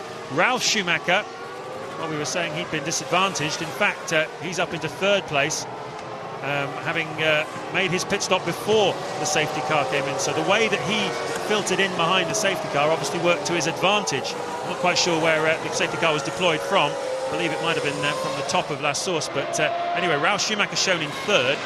Kimi Raikkonen is 4th. He was 2nd, if you remember, before, but he had to hold everybody up. Maybe that's how Ralf Schumacher was able to jump it. It's when Raikkonen was losing all that time holding everybody up so he could that was great news for Ralf Schumacher. And as I pointed out to you also, the Alonso got out of the pits before the Toyota of Jarno Trulli, so he has effectively jumped him. Yeah, but lost out to Ralf. I think you're absolutely right. Raikkonen backed everybody up. He overdid it, actually, because as they released Montoya, Raikkonen was still at the far end of the pit lane, which he's got to go along at 60 miles an hour. So yeah, Raikkonen really did hold the pack up, which I think he's perfectly entitled to do. But it's going to be a bit of a pain for Raikkonen, because instead of having just his teammate in front of him and wondering exactly which lap he should go past him, now Raikkonen has got 1 back-marking Minardi, a Sauber of Jacques Villeneuve, who is legitimately 2nd, and a Toyota of Ralf Schumacher, who is legitimately in 3rd place. And Alonso, his championship rival, there he is, right behind him, in front of Jarno Trulli. Worked out well for Felipe Massa. Safety car dives in. Massa up to 7th. Barrichello up to 8th. The 2 PARs have lost out very heavily. You can't pass before the restart line. And, well, that's interesting. Well, Jack's going very slowly. Ralf passed him undoubtedly, which is against the regulations. Montoya goes over the line. The 2 Minardis are a lap down, so they're down in 18th and 19th. And then the fight begins. And and Villeneuve's locked his front brakes. Ralf had already let him back past so as not to be penalised. Villeneuve with a great run, because you do get a good run from higher up there. We used to cheat qualifying that way to get a good run over the line with the old pit lane setup. But Ralf Schumacher is through. So is the Williams. Villeneuve recovered. And so is Kimi Raikkonen, importantly. And Michael Schumacher has tangled with Takuma Sato. And he's out of the Grand Prix. Michael Schumacher's miserable 2005 comes to an end here at Spa, on one of the circuits he's always loved. 6 times a winner here. But he's going to walk over, in a few well-chosen German words for Takuma Sato. What do you think you're doing? Well, the BAR was getting intimate with the Ferrari, and Sato couldn't find reverse. He kept going forward and just gently ramming him. Michael looks totally underwhelmed by that. Sato looked coming in way too hot. Michael's already out of the Grand Prix anyway. His rear suspension is now broken, and somehow they managed to touch again. They're out of the firing line down there where they've ended up. Can't imagine they'll need the safety car. Look, Michael's rear wing off as well as the suspension was flailing around, so he's long out of that Grand Prix on the first impact. Sato braking way too late, locking both fronts. We've got double waved yellows down there, which means slow down, be prepared to stop. Men working on the racetrack, that suggests no safety car. You can see Ralf Schumacher going past the back marker Minardi. Kimi Raikkonen there also going past a Minardi as well, so quite a bit of traffic to negotiate. You can see there's a Renault in the mix there as well. That is Raikkonen. We've got Villeneuve still in 2nd place, but he's coming under a lot of pressure from I beg your pardon, we've got this. Villeneuve is coming under pressure from Alonso. Raikkonen then must be in front of him as well now. Yeah, Ralf Schumacher's up Ralf Schumacher 2nd, Raikkonen 3rd, Villeneuve in 4th place. Quite a bit taking place without us seeing it then, while we were looking at that incident involving Michael Schumacher and Takuma Sato. Ralf Schumacher and Raikkonen have both passed Villeneuve. Now it's up to Alonso to do the same. This is lap 15 of the Grand Prix, and Montoya is now 6.5 seconds ahead of his teammate. This traffic certainly playing its part here this afternoon. The Minardi in the way of Jacques Villeneuve now. Yeah, I'm absolutely sure Ralf let Villeneuve back past again before the start line, so he should not get penalised, but he passed him quickly and robbed off anyway as Villeneuve locked his brakes down into La Source. Montoya leads from Ralf Schumacher by 4.7 seconds. Raikkonen 6.5 seconds behind his teammate now. Then Villeneuve, then Alonso, Massa, Barrichello, Montero, Webber and Button are the top 10. Coulthard 11. Yeah, Montero in the Jordan, who got on the podium, remember, in Indianapolis. He's in the points at the moment in 8th. There's Michael Schumacher. And once again walking disconsolately back down the pit lane. A little wave for his many fans here. Not as many Germans travelling to this Grand Prix as we've seen in the last few years. Their Schumi mania is slightly dampened at the moment with the performance of Ferrari so far this season, but I'm sure they'll be back. There's Sato, more to reflect on for him. Another incident that will have the other drivers talking to him and about him. He is out of the Grand Prix. Montoya leading then by 4.5 seconds from Ralf Schumacher. Raikkonen's a second and a half behind the Toyota in 3rd place. Villeneuve is still 4th with Alonso just half a second behind him. There you can see what half a second looks like on this racetrack. Massa is 6th. Barrichello still the only remaining Ferrari in 7th. Montero 8th. Webber's up to 9th. Button is down to 10th, having had to make that extra pit stop when he chose the dry tyres by mistake. Coulthard 11th, exactly where he started this Grand Prix, but he too has had 2 pit visits so far. And Carter Kayan 12th in the Jordan. Pitsonia, he was also caught out by choosing the wrong tyres. He's down in 13th place. And Jarno Trulli, who was running in 3rd place at the start, is now down into 14th place, Martin. He's been into the pits again. We haven't seen that. Yep, truly disappearing off the scene. What a shame for him. He had such a fast car, as proven by teammate Ralf Schumacher, who's now reduced Montoya's lead to just 3.6 seconds. He was a second a lap faster than him on the previous lap. So Montoya will be coming under pressure. Ralf looking, well, he was looking strong from P7, wasn't he? Then he had to stop just before the safety car. Got lucky, really, with Raikkonen backing the pack up and ended up with good track position and a good car underneath him. And Montoya then electing earlier this time to go and try and find some drier track. That is because some wetter track rather, because there's where the cars are really heavily loaded. You can see they're beginning to really burn the water away, James, and build themselves a bit of a margin of dry line. And they'll be wondering, when can we go to dry tyres? Not yet, but they'll be starting to monitor that situation. Well, we're half an hour into this Grand Prix. We were told that around about the half hour for the Red Bull team was when they thought it was going to rain. The first, everybody dived into the pit lane on lap 11 of this Grand Prix when the safety car came out. So it's sort of in the window for them. They were probably planning on coming in more around 15 to 17. So they've pitted a little earlier than expected. And their next scheduled stops will be sort of in the late 20s, early 30s. So quite a way to go yet before they can pit without messing up their strategy. But obviously, Martin, as the track begins to dry out, tell us what it feels like when you're driving on these wetter tyres. Clearly they're not designed to run at the sort of temperatures you get with a dry tag. No, as I said earlier, the Inter's not so bad. The wet's just turned to jelly and the car just feels like it's moving even in a straight line.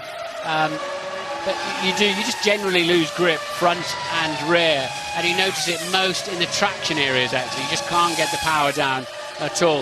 The high-speed corners, it doesn't matter so much because you have so much downforce. The car's pretty bolted to the ground anyway.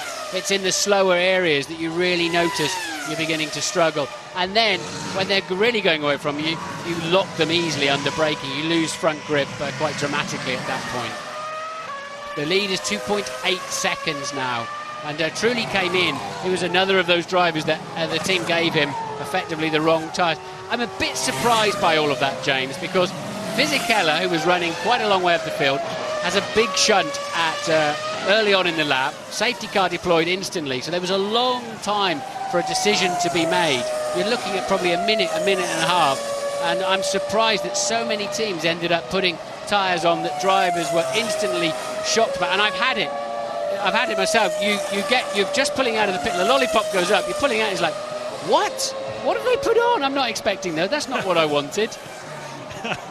Surprises for the racing drivers then. Cars 1 and 4 under investigation by the stewards, Michael Schumacher and Takuma Sato. Not surprisingly, well, it looked to me as though Sato braked too late, hit the back of Michael Schumacher, knocked his rear wing off, and then they kissed again as the Ferrari spun around. So it's pretty clear what happened in that incident. It's a shame for Schumacher, though, because he was actually lapping faster than the McLarens just before that happened. So it's a bad break for him. He was doing really well. It's Rubens Barrichello. He's not quite so quick here this afternoon. His last lap was a 1:59.9, but part of the reason for that is he's being held up at the moment by Felipe Massa-Sauber. There you can see just whipping round the corner there, and Rubens will want to get past the man who is replacing him next year at Ferrari. Just 3 more races then after this as a Sauber driver for Massa before he hits the giddy heights of being a Ferrari man. And Rubens makes way and joins the BAR Honda team. He'll be hoping they don't put dry tyres on his car on a wet day when he joins BAR. Alonso not really making much of an impression at the moment. 13 seconds behind Montoya, 6 seconds behind Raikkonen, and lapping about 1.5 seconds off the pace of the fastest men at the front. Yeah, Alonso will surely be rattled to see his teammate with a very similar setup buried in the wall at the top of Radion there. I can confirm you can apparently change wets to wets as many times as you like and refuel at the same time, as some of the teams did. Of course, you can't change a dry tyre without refueling and refuel at the same time, and then you can only change one tyre if it can be proven to be unsafe. The rules change when they're in wet conditions. Now that's an interesting graphic, and that's not something you'd expect to see, is it? It says that the Toyota is gaining on the McLaren by that much per lap. 9/10, 7/10 and 1 second and a bit. The gap was 2 seconds before the start of this lap. It's now down to, as you can see, just a few car lengths, probably 5 or 6/10 of a second. Does that indicate Montoya has a problem, or does it indicate that he's trying to back Ralf Schumacher into Kimi Raikkonen? Raikkonen is 5 seconds behind Ralf Schumacher, but on that last lap was 1 second slower. The fastest car on the racetrack is this Toyota of Ralf Schumacher. He's got the wet setup. Maybe that's what's happening. Maybe he's just genuinely faster. Well, he's 1.5 seconds faster on this lap through the middle sector, which needs the downforce, and we know he's got that on. I think he's just playing faster, James. There's no way Montoya would be playing that game so closely, in my view. Just Ralf, at this stage of the Grand Prix, has a much faster car underneath him, and they're hauling away from Raikkonen. Raikkonen's 6 seconds adrift now of Ralf Schumacher. Villeneuve doing his fastest lap of the race in 4th place and pulling comfortably away from Alonso too. Very strange lap times out there. It's all over the show. It is indeed, yes. The Sauber's going quickly, the Toyota is going quickly, but paradoxically the McLaren seem to be slowing down at this phase of the Grand Prix, and Alonso's all at sea as well with his lap times. He's doing 58.4s, the McLarens are doing high 57s, and Ralf Schumacher and Villeneuve are in the high 56s. Something's blown up on the pit straight here in a very big way. I didn't quite see what it was. It heard, and it's Coulthard. Coulthard, and that's unusual, isn't it? Oh, he'll be popular. A little trail of oil right across the turning point to La Source, but he's got to get it out of the way. That's a safe haven for it, but he has definitely dropped some fluid there. That's the first Cosy we've seen blow up this year, isn't it? Yeah, they've been very careful not to blow engines up this year. Cosworth wanted to try and maintain a 100% reliability record, but here at Spa, Coulthard, his engine detonated. I have to say, I saw an orange flash out of the corner of my eye. I thought maybe it was a camera or one of the crowd across from us in the grandstands, but clearly it was something big blowing up out of the back of that Cosworth engine. Look at Ralf Schumacher though, being more careful, more conscientious to give the tyres a drink, going offline just to cool them, to find the damp spots. I wonder if that's playing a role in the way he's able to pull in Juan Montoya. This is the battle for the lead of the Grand Prix. Lap 19 out of 44. And you can see that Ralf Schumacher is gaining that last lap. He took another second out of Juan Montoya. Raikkonen is being left behind. He is now 6 seconds behind Ralf Schumacher, and Villeneuve is closing on Raikkonen.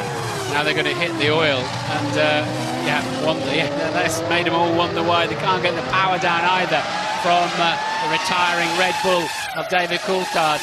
And there's a very dry line down that hill into Eau Rouge, and the oil's cost Ralf Schumacher a lot of times. Former teammates, of course, at Williams, and they know each other well. And Ralf Schumacher knows how to win a Grand Prix too. He's got 6 of them under his belt, so this is not new territory for him, and he's got a car that's working well, if only just matching Montoya that time around. And when you see oil like that, you wonder just how long you're going to experience it for, but by the top of the hill, of course, there's nothing up there. They're back to just the sort of slime, the emulsion that has now become the racing line.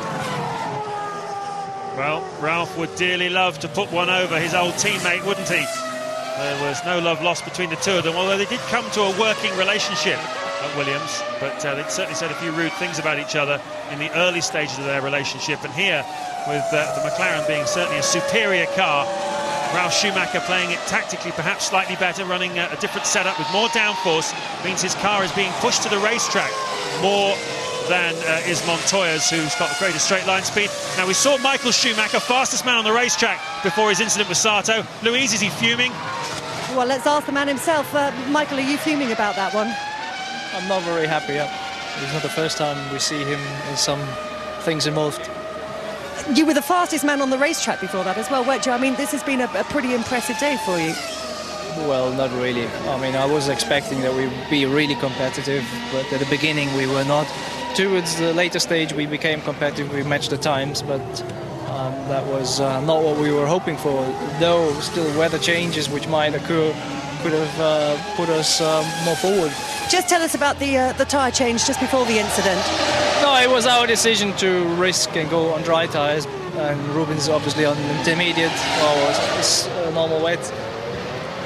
But immediately when I was out, it was like on going ice skating, and I came back in.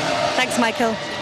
Michael Schumacher there, retiring from the Belgian Grand Prix. Here is Jacques Villeneuve. He's the only man who did not pit under the safety car, which came out on lap 11. So Villeneuve choosing not to do that. It got him into the top 3, but now he's going to lose some places here. He certainly lost 7th place. Barrichello's just flashed past us, and Webber has as well. He's going to be 9th at best if he rejoins. There's Button going through. He's going to be 9th or 10th. He'll come out somewhere around Thiago Monteiro, who is in 10th place in the Jordan. Meanwhile, up at the front, this is the battle for the lead between the two 30-year-olds, Juan Montoya and Ralf Schumacher, now, as I say, into the 30s and becoming the elder statesman of Formula One. And certainly amongst the most experienced. Never quite won as many races for the BMW Williams team as many people thought they would. But here they find themselves with different cars on the racetrack, and undoubtedly with Montoya lapping now in the 1:59s, that is 3 seconds slower than Ralf Schumacher was doing as he was catching Montoya a couple of laps ago, Martin. So the pace has really dropped off here.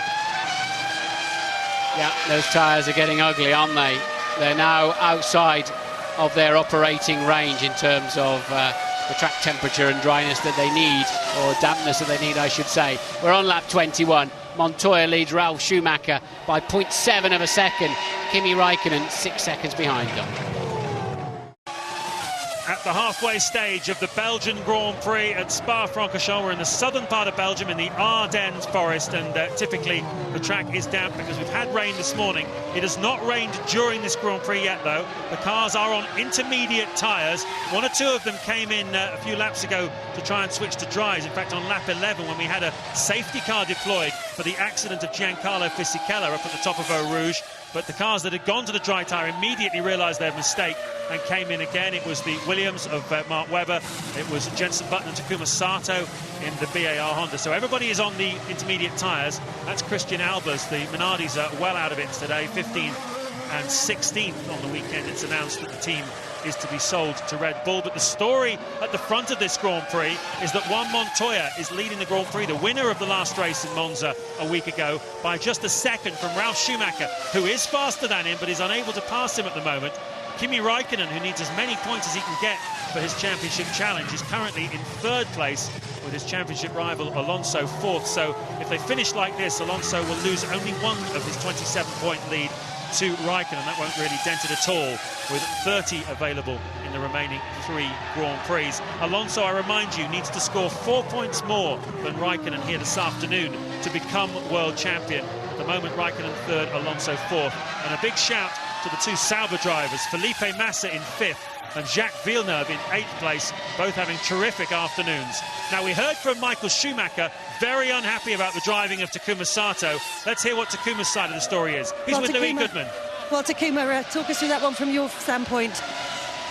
Well, it's obviously very tricky conditions and a rich start. I locked up the front wheel on the brakes. We couldn't stop in distance. Thanks, Takuma. Yes, it looked like, I think if he'd have got off the brake pedal, actually, he'd have been able to steer around the back of Michael, got on the brakes, and just, the harder you push, the more it locks up, and the less chance you've got of slowing down. There's another couple of former teammates in Button and Villeneuve.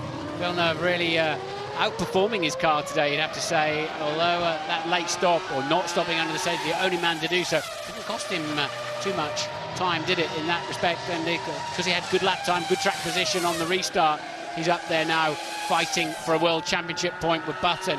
BAR very keen to overtake Red Bull in the World Championship. What a difference a year makes for Michael Schumacher.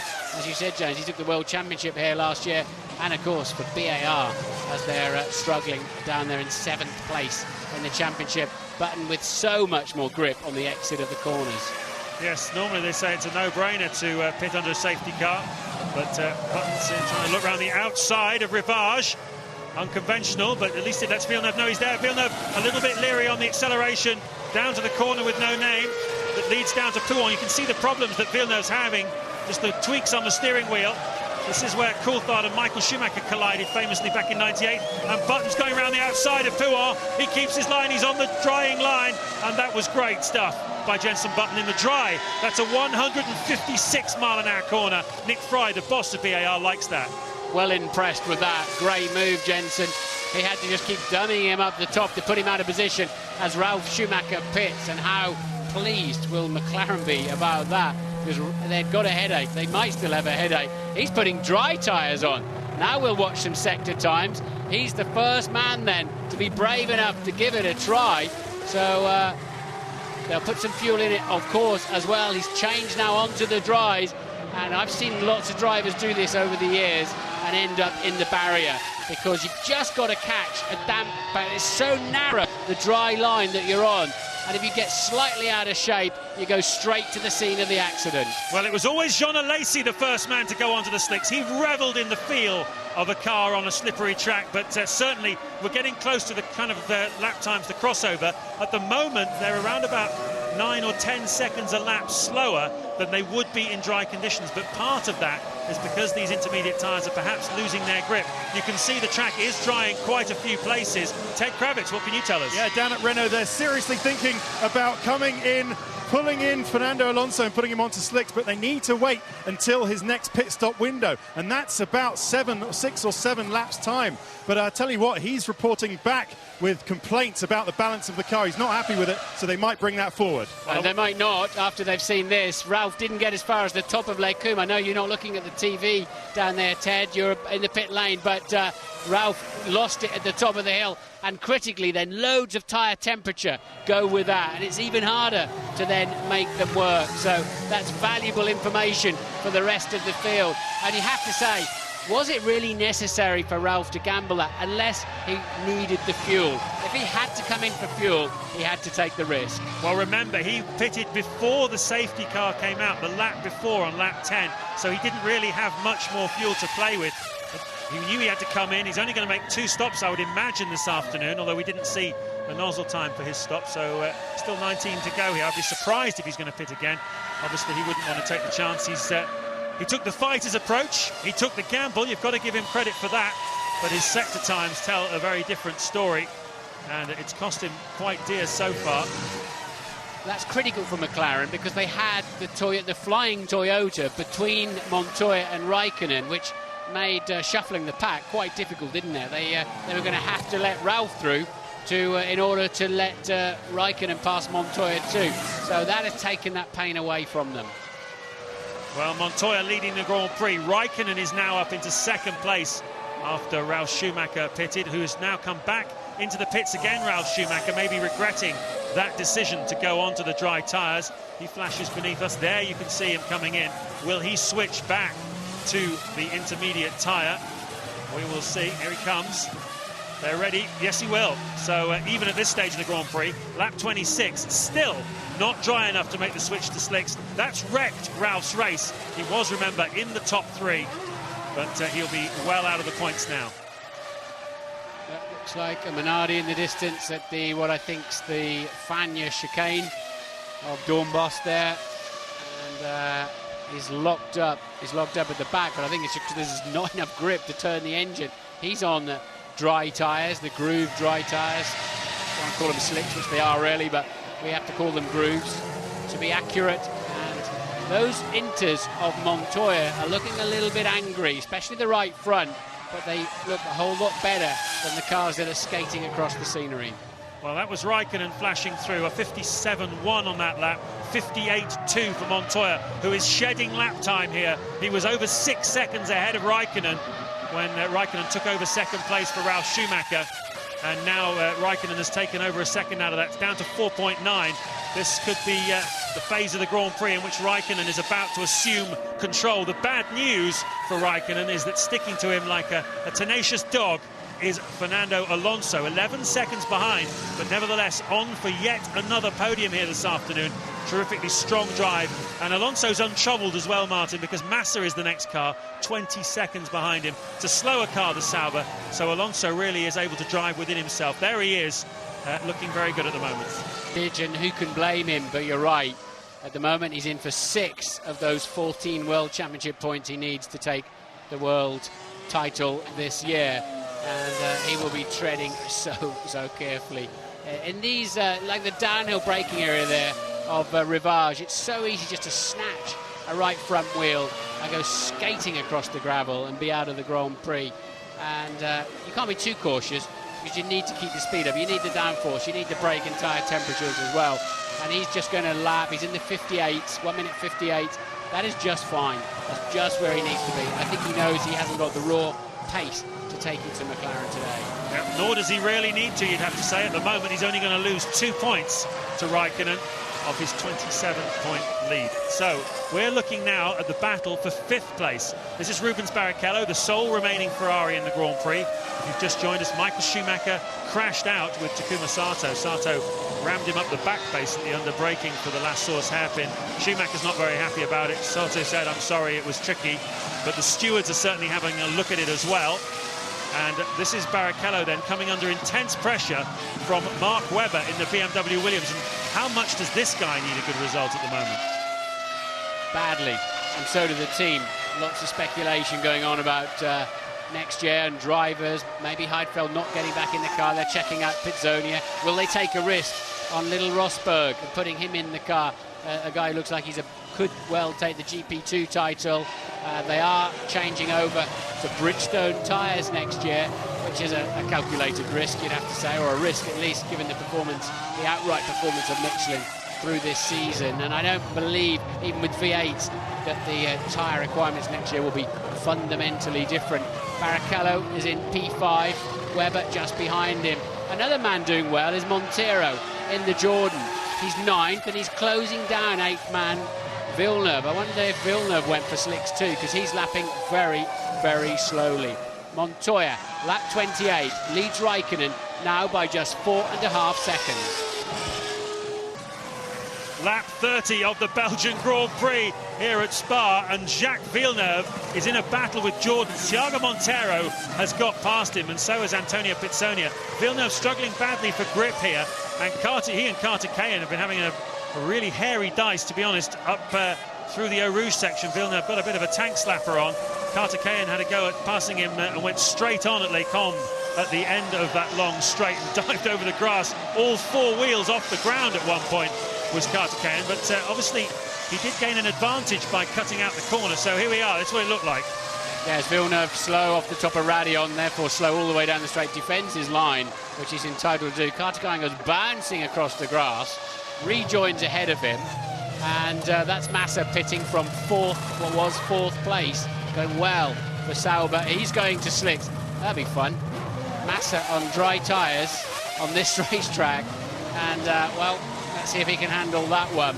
But Carter Kayan, you're right, passed Villeneuve across the grass and then started doing Formula Ford tactics on him to keep him behind, and he could well be investigated for that.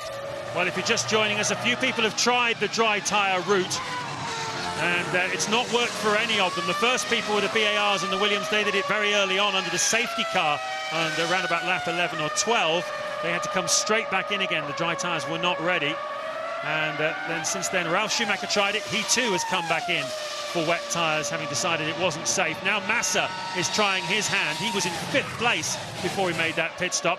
You're looking, though, at the closing down of Juan Montoya by Kimi Raikkonen as we approach presumably the second round of pit stops fairly soon.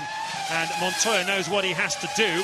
He has to allow Raikkonen to pass him. He will not get an order from the team because team orders are not allowed in Formula 1, but he knows what the score is. And that will mean, crucially from Raikkonen's point of view, with Alonso in third place at the moment, that he'll get an extra couple of World Championship points. That means he could potentially go away from here 4 points ahead with 4 points more than Alonso, cutting his lead from 27 to 23. It's still a long shot, but when you're in Raikkonen's position, you'll take anything you can get.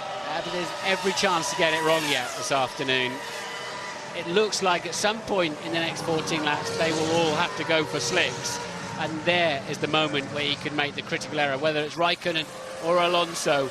And Alonso's got a cushion behind him. Barrichello's 27 seconds behind, albeit lapping a little bit faster. So Alonso doesn't have to push too hard. Raikkonen keeps putting in new fastest laps of the race.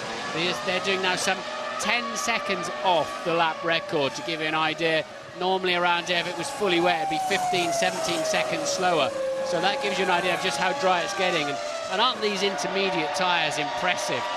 How far they've gone on a semi-dry line, and they're pushing hard too. So the Inter's working supremely well. Yep, these tyres have done 19 laps then of high pressure, and Kimi Raikkonen just done the fastest lap of the Grand Prix, a 1:55.4, showing just how hard he is pushing. Here's Thiago Monteiro, who was in a points-paying position for Jordan.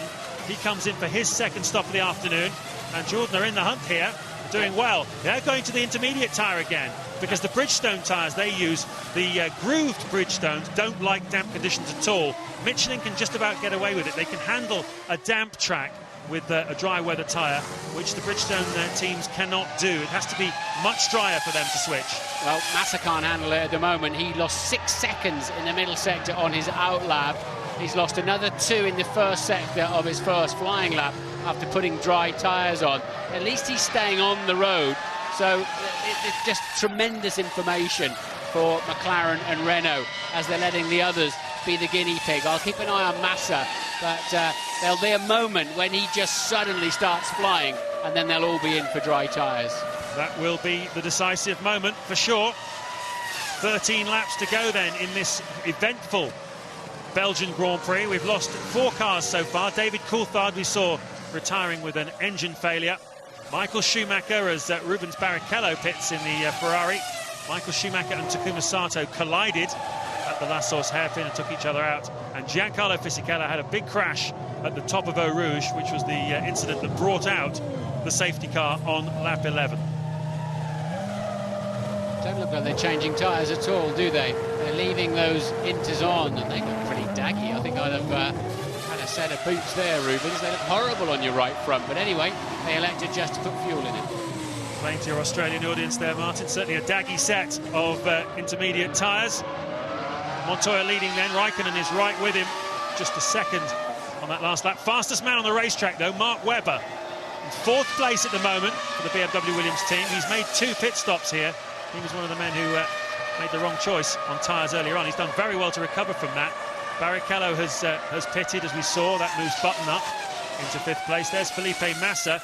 Really struggling on those dry tyres, not getting any sort of drive, and what a shame for him, because he was in 5th place and going really well, but instead he's become a guinea pig for an experiment which simply isn't working. This is with his teammate Villeneuve just behind him.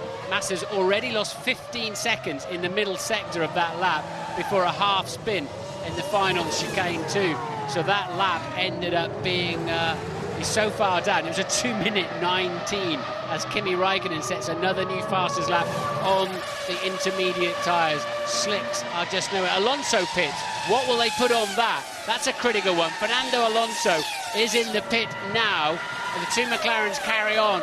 Nothing on Michelin or Bridgestone dry tyres has had any kind of grip out there. And what have they got? They're putting Inters on. That's the only common sense decision, surely. He's got to stay on the road and get himself some points. No chance to take a risk for him, and really nor should Massa have taken such a risk. 12 laps to go then. The track, we've seen the rate at which it dries out. It has not drained at all during this Grand Prix. It rained heavily before it. Here's Raikkonen now right with Montoya as they come to lap Felipe Massa. And, well, Montoya at some point is going to have to let his teammate through.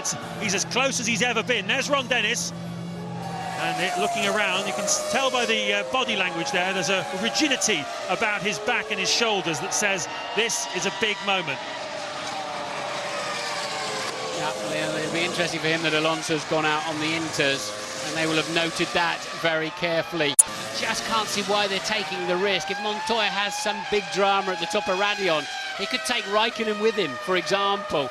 And your two cars running in close formation like that is a risk you don't need to take, and I suspect that's why Ron's looking across his shoulder. He would much prefer the choreographed swap to happen sooner rather than later. We're into the second pit stop windows then, just 12 laps to go in this Grand Prix. One of these McLarens is going to come in, and it's going to be the race leader, Juan Montoya. He peels off. Raikkonen now leads this Grand Prix for the first time. We've only had one leader. He has been Juan Montoya. There's Martin Whitmarsh looking very tense. There's Ron Dennis on his left. In comes Montoya. And, well, Raikkonen was setting fastest laps in the lead-up to this stop. A very leisurely arrival in the pit box. A few turns of wing out of the front wing, just lowering the downforce a little bit then. Massa, you can see, in the pits again. It's his third stop here this afternoon, so this is a decisive moment of the Grand Prix. Expect Raikkonen in any time soon. Expect the lead to change at that point. What can Alonso do? He's back out again on his intermediate tyres in third place, playing the percentage game. Jenson Button, terrific recovery from him. He is in fifth place, but yet to make his second stop. Barrichello has made his second stop. He'll take fifth place back from Button, who pits right now. So you've got to assume now that Montoya will have a steady outlap, and Raikkonen, who's done the fastest first sector of anybody all afternoon, Ted is down in the pits. Well, they've got the tyres ready, wet tyres ready, but they're not going to change them. Jenson says he's very happy with the state of these tyres, but of course, remember, the tread block is bearing down, and these wet tyres are gently, slowly becoming slicks, and that will suit them on the dry line that's emerging. So Jenson in, they had the wet tyres ready, but they didn't change them. Yeah, you're right there, Ted. They're the inter-version of their wet weather tyre, and as the wear rate increases, you do tend to get less rubber tyre surface temperature, and that can be just what you need. But Pizzoni has gone for a brand new set. I can fully understand why Jenson said these are just fine. They're just coming into where I need them. Well, he knows where they are at the moment. Kimi Raikkonen is pushing hard, though. He's intent on getting the lead. And Raikkonen set the fastest. My goodness me, I can't believe my eyes. 1 minute 53.8. That's 2 seconds faster than any lap in this Grand Prix so far. Wow. Why is he having to take that risk? I'm absolutely sure McLaren think that anything silver is more likely to get a penalty for team play than other cars, especially if they're painted red. And I'm sure that's the mentality.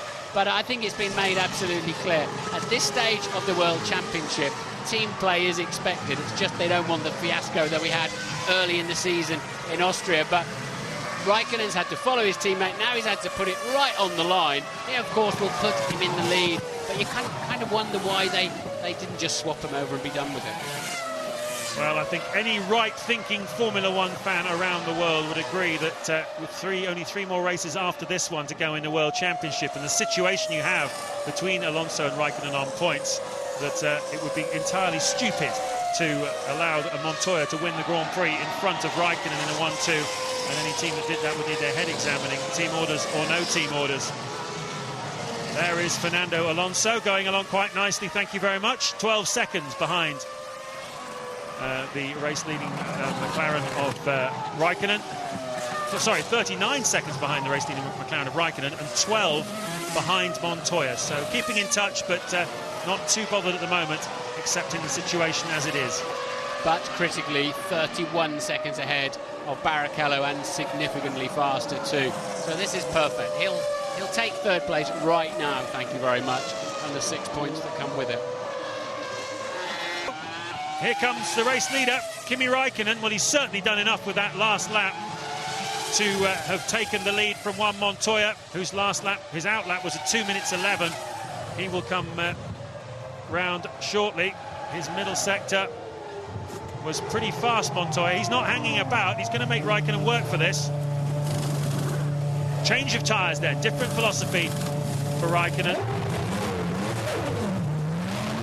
All seem pretty good to me.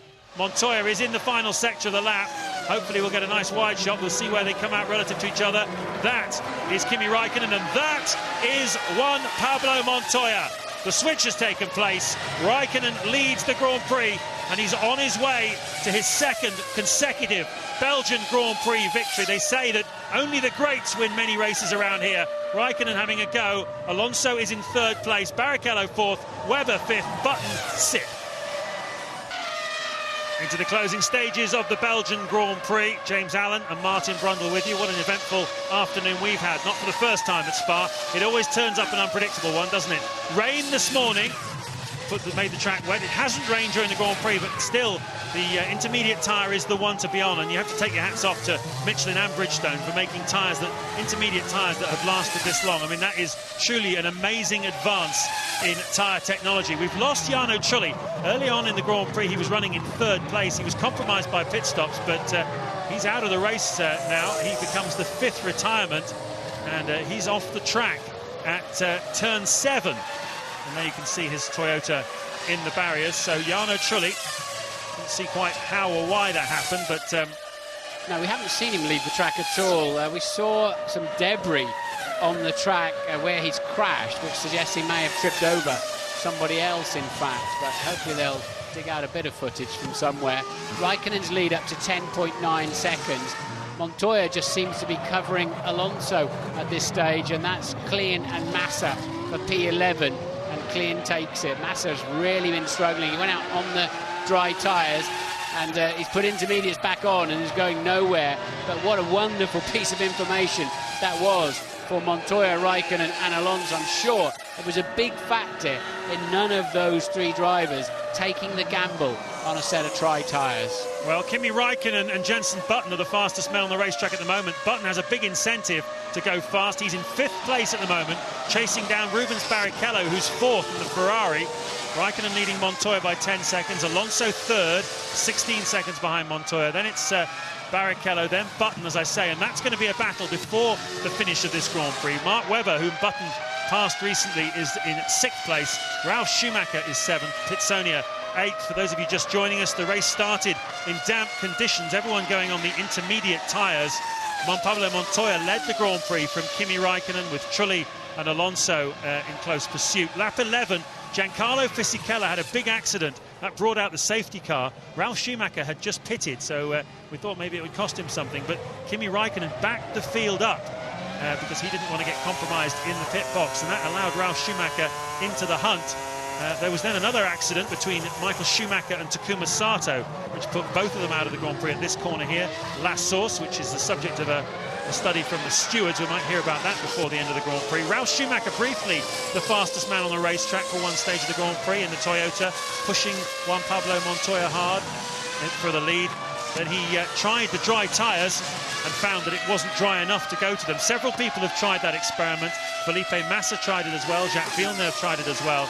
But at the second round of pit stops, Raikkonen was able to get in front of Juan Pablo Montoya. He now leads the Grand Prix. And that's why we are where we are, with 6 to go here.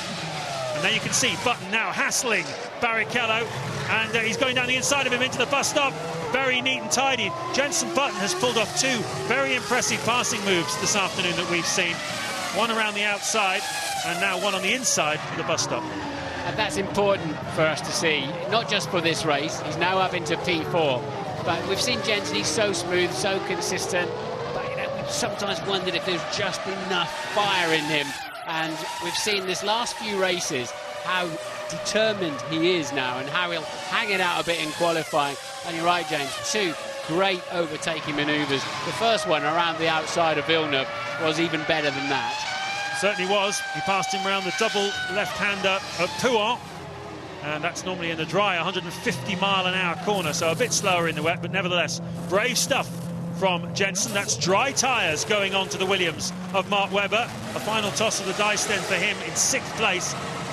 Ted Kravitz, what can you tell us? I tell you what, that's great news for Renault, because the only hope Fernando Alonso has of winning this race or splitting the McLarens is to change onto dry tyres and then put in the laps. Although Martin, I mean, he's 30 seconds behind, he would have that time and the time it took to do a pit stop to make up on those dry tyres. But at least they'll be able to look at Webber's times now and see if it's worth doing. But surely with the lead Alonso's got in the World Championship, Martin, they can't think of doing that. Well, he won't want to, but Button is currently 3 to 4 seconds a lap faster than Alonso. 28 laps behind him, 28 seconds behind him, 5 laps to go. It's not enough, is it? Alonso can just tootle around, even if his tyres are shot to pieces, and pick up that 3rd place. Yeah, the lap times are all over the charts at the moment. The leader, Raikkonen, last lap a 1:56.7. Montoya, 2 minutes flat. Alonso, 2 minutes flat. Button, 1:57. So you can see who's pushing and who's cruising in the closing stage of this Grand Prix.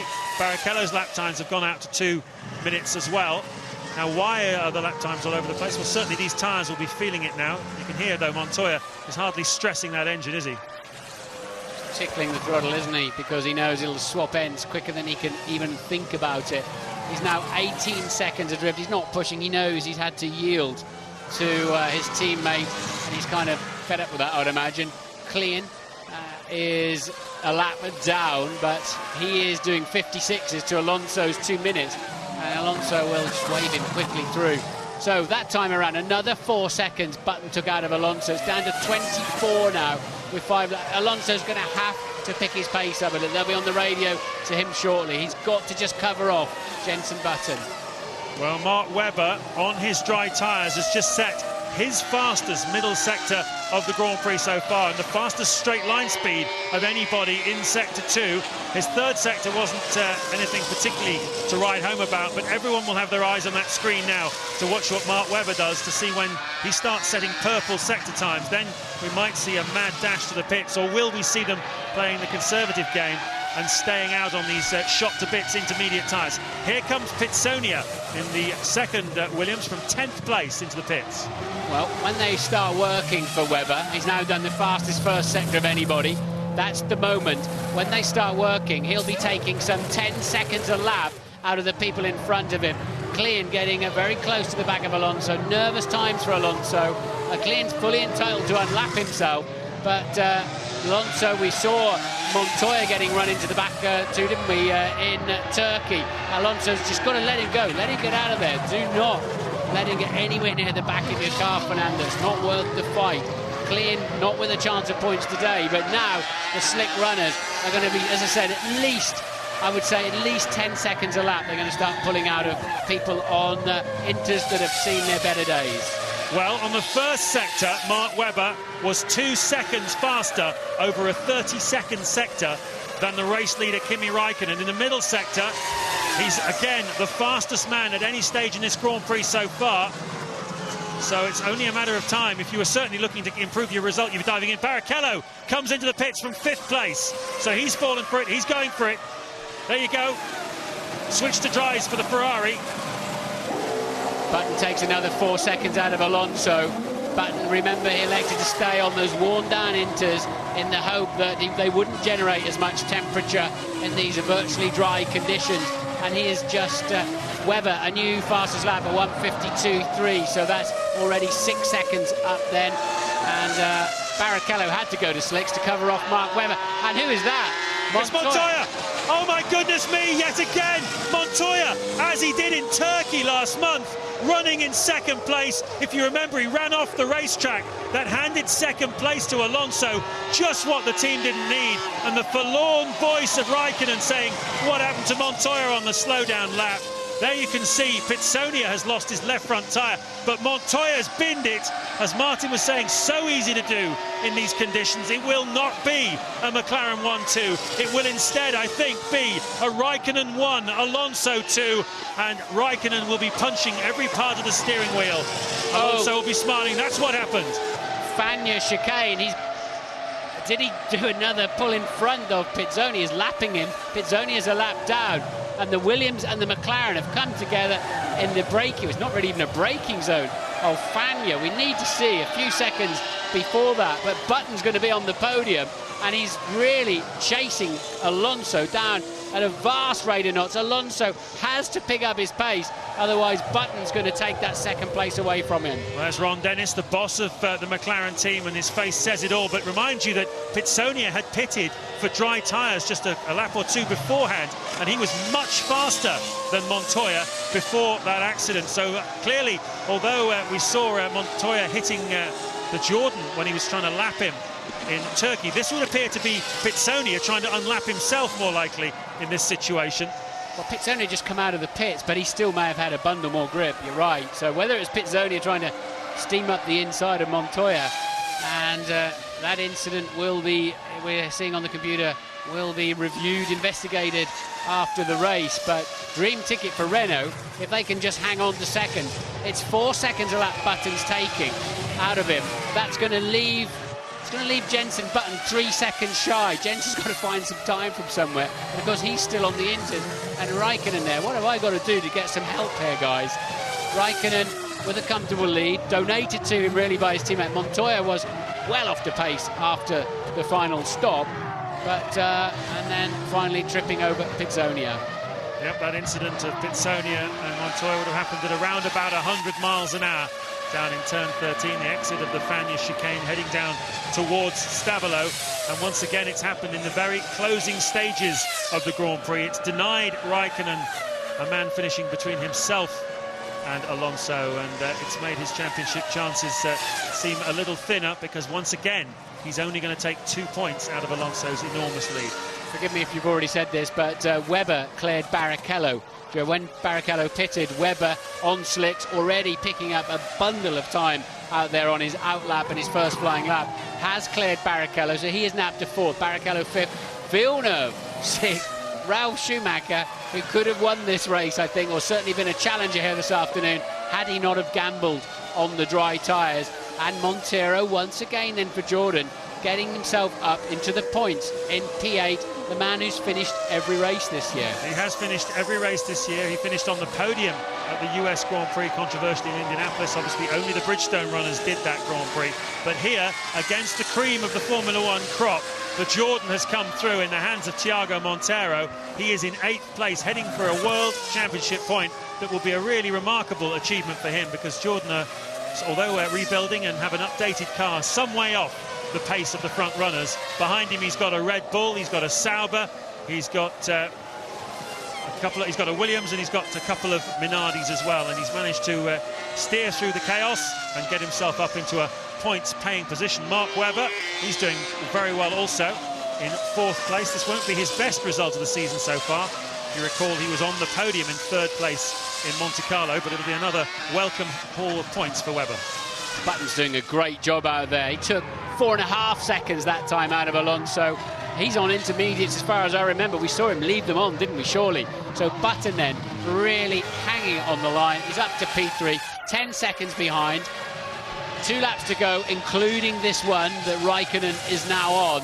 And well, there's not quite enough time for Jenson to get onto the second place in the podium unless Alonso has any kind of problems. But it's going to be very close at the end. Into the last lap then for Kimi Raikkonen, looking for his 6th win of this Formula One season. Jenson Button is looking for his 2nd podium only of the season. If you think about last year, it seems amazing, doesn't it? All those podiums scored last year, just this is going to be only his 2nd, but tremendous performance by him. Tremendous performance also by Raikkonen, using his patience in the early stages, allowing Montoya to dictate the pace, knowing that at some stage later on he would get through. But there was a nervy time for Raikkonen when he had Villeneuve and Ralf Schumacher in front of him after the safety car period early in the Grand Prix. And Raikkonen had to pick his way through all of that as well. But nevertheless, another fantastic performance from him. I feel a bit sorry for Felipe Massa, who was going very well in 5th place,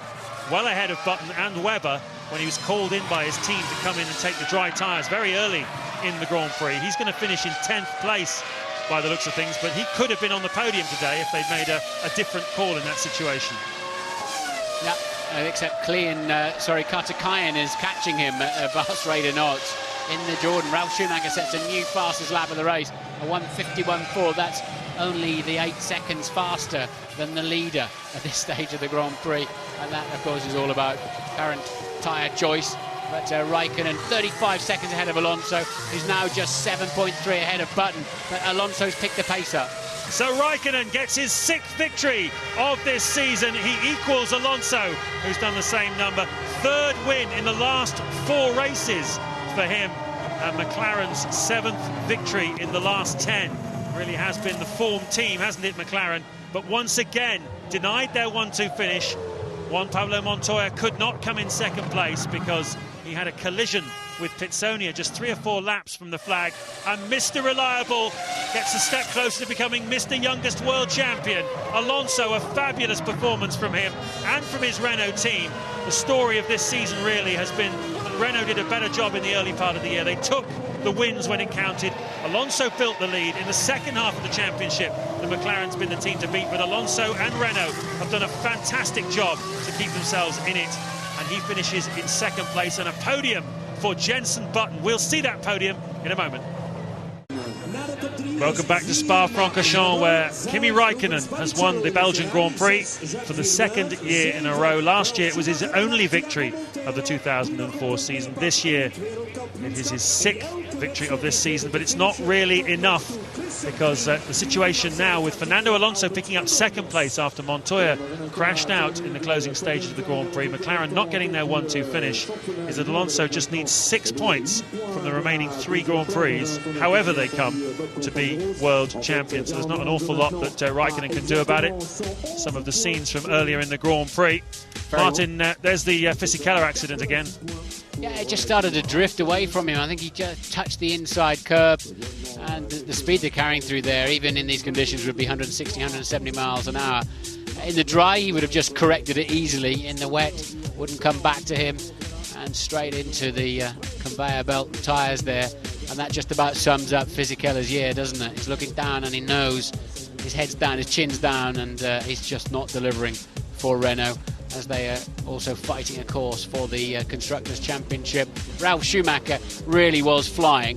This and had he not chosen the wrong tyres, I think could have been a major contender today. Sato locks his brakes, couldn't see round the back of the Ferrari. Michael's already got a damaged rear suspension as Sato finishes off the front of the Ferrari and does a proper job on it, and couldn't find reverse and had yet another go at it. This is Ralf after he's put slick tyres on at the top of the hill in Lecumbe, and he kept the engine running and carried on. But that was the first indication, and a very early indication, that dry tyres were not going to get the job done this afternoon. Raikkonen then taking the lead at this point because he put in a couple of stunning laps, and we don't know who was overtaking him there. We think Pizzoni was just out on slicks, could well have been faster and trying to get up the inside there of Montoya, but whatever happens, they were fighting over the same piece of tarmac at the same time.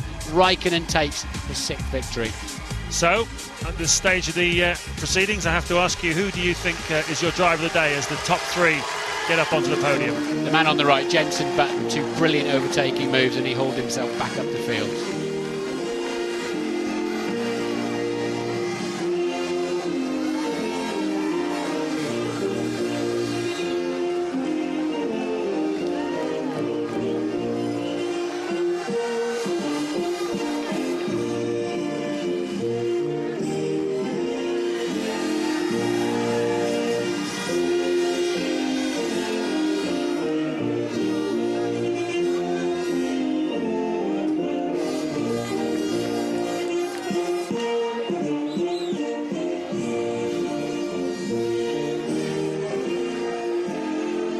The 33rd time the Finnish national anthem has rung out over a Formula One podium for Rosberg, for Häkkinen, and now many times for Raikkonen as well.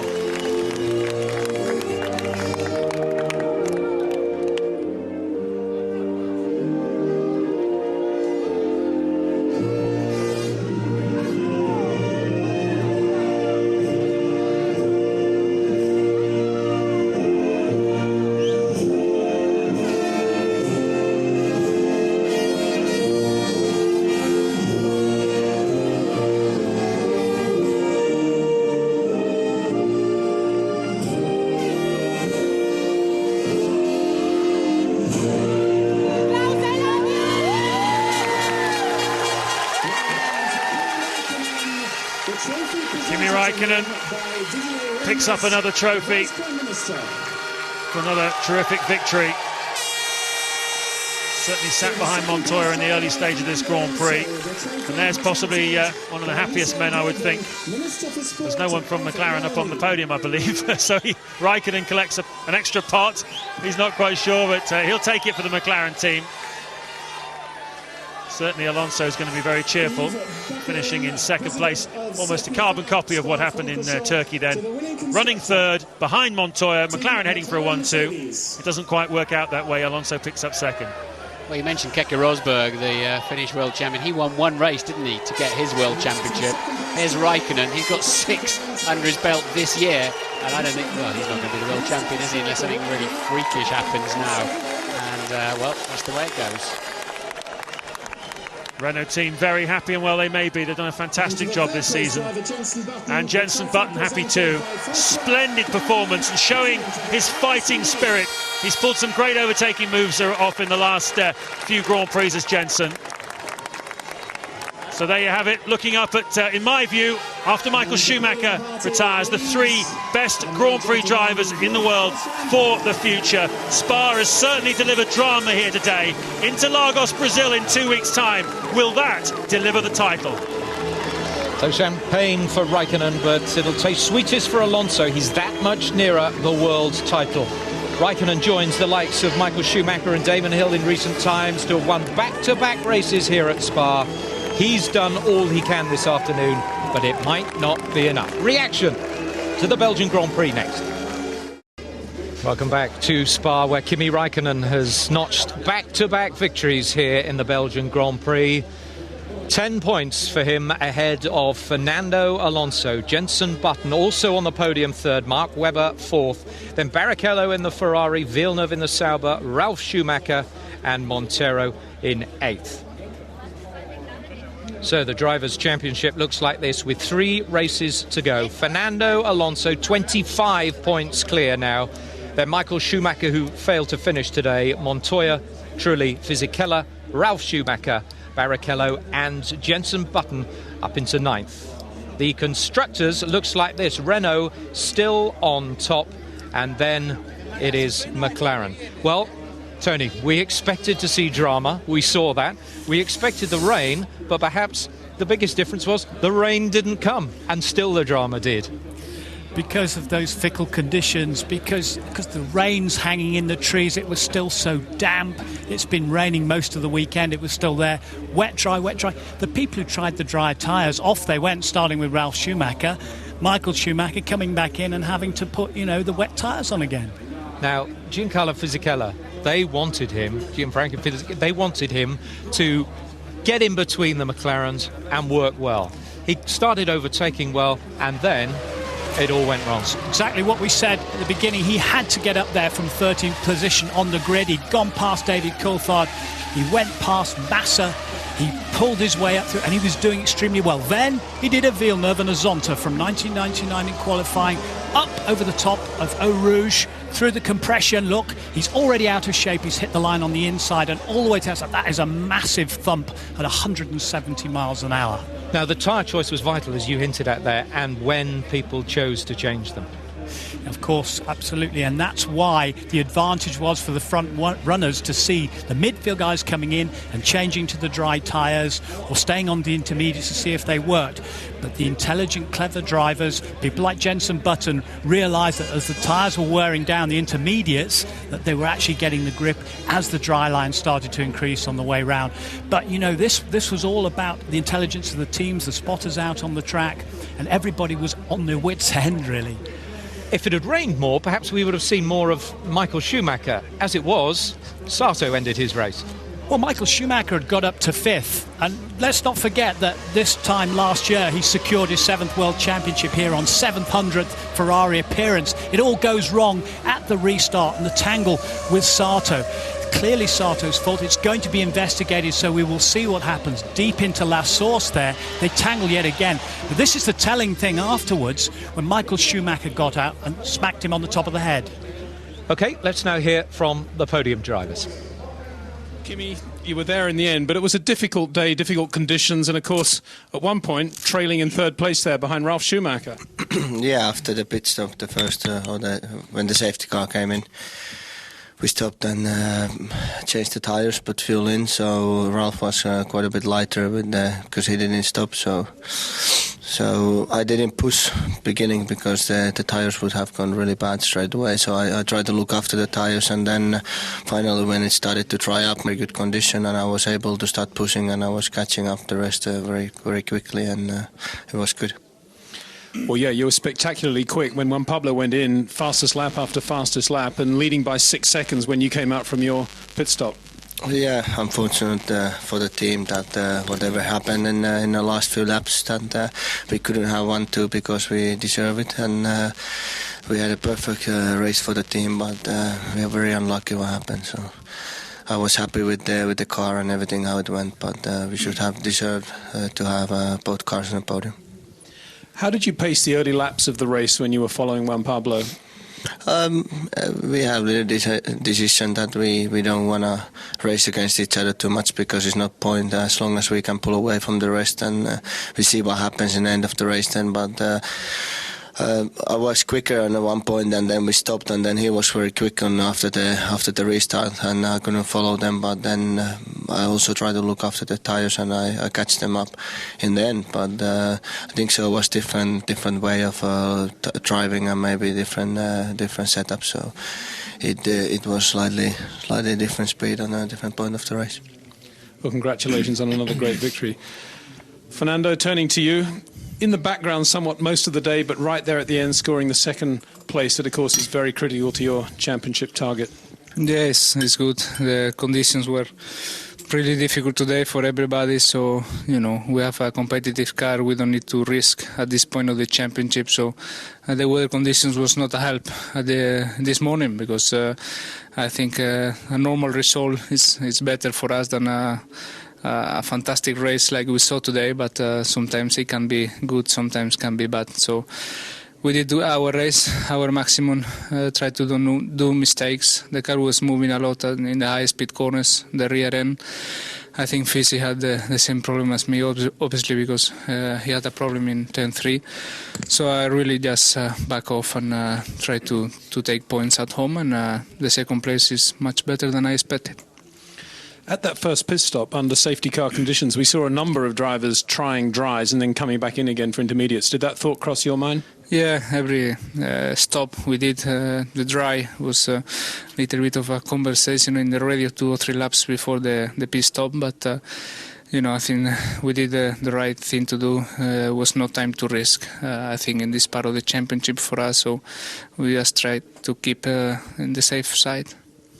And the intermediates proved to be very good over the full Grand Prix distance. Yeah, it was perfect. I think we have to say thanks to Michelin, all the Michelin drivers, because we started the race with quite wet conditions. We finished with quite dry conditions, and in both cases we were extremely quick. So they did a fantastic job from last year to this year.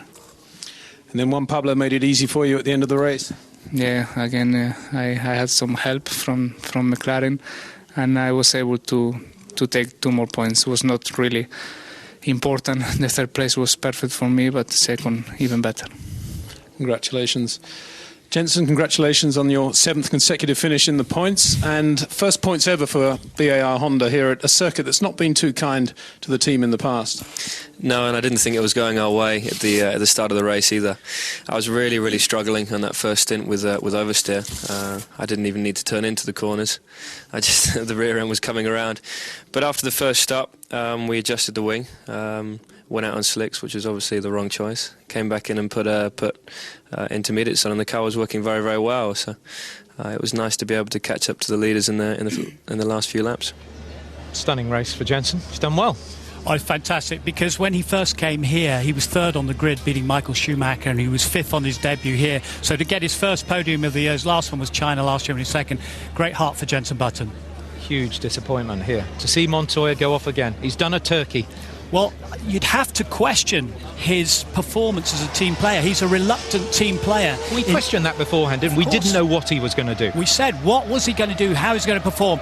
He obviously went in, they did the switch on the pit stop. We don't exactly know what happened, if it was Pete Sonia's fault or whether his fault. The fact remains that he's involved yet again in an incident after the Turkish one as well. So the 1-2 for McLaren goes back to 2000 in Australia, and they still haven't got one. They needed one for the constructors. I mean, there's no doubting his quality, but his mindset, you have to question. He needs a very good stiff talking to by Ron Dennis. I'm sure he's going to get another one. So what do you say about Alonso? It's come to the end of the programme. We go, right, let's look at the future world champion, because surely we are talking about the future world champion. He's very close to it, of course he is. He's got one hand on the trophy. The other hand is just about coming around the back of the trophy, and he's going to snatch it off the top. But yet it's only 2 points. But he hasn't done it. He still has to go and try and do it in Brazil. And these here, the McLaren are saying, it's not over until it's over. What happens if he goes off and has a bit of a smash in Brazil? But he's shown that maturity here, hasn't he? He's shown incredible maturity. Considering that the car was behaving so badly and Fisichella couldn't handle it, he could, no problem. He was superb. He's shown his quality. Tony, thank you very much indeed. Where Fernando Alonso will have another chance to win the world title, but today belongs to Kimi Raikkonen. But time is running out.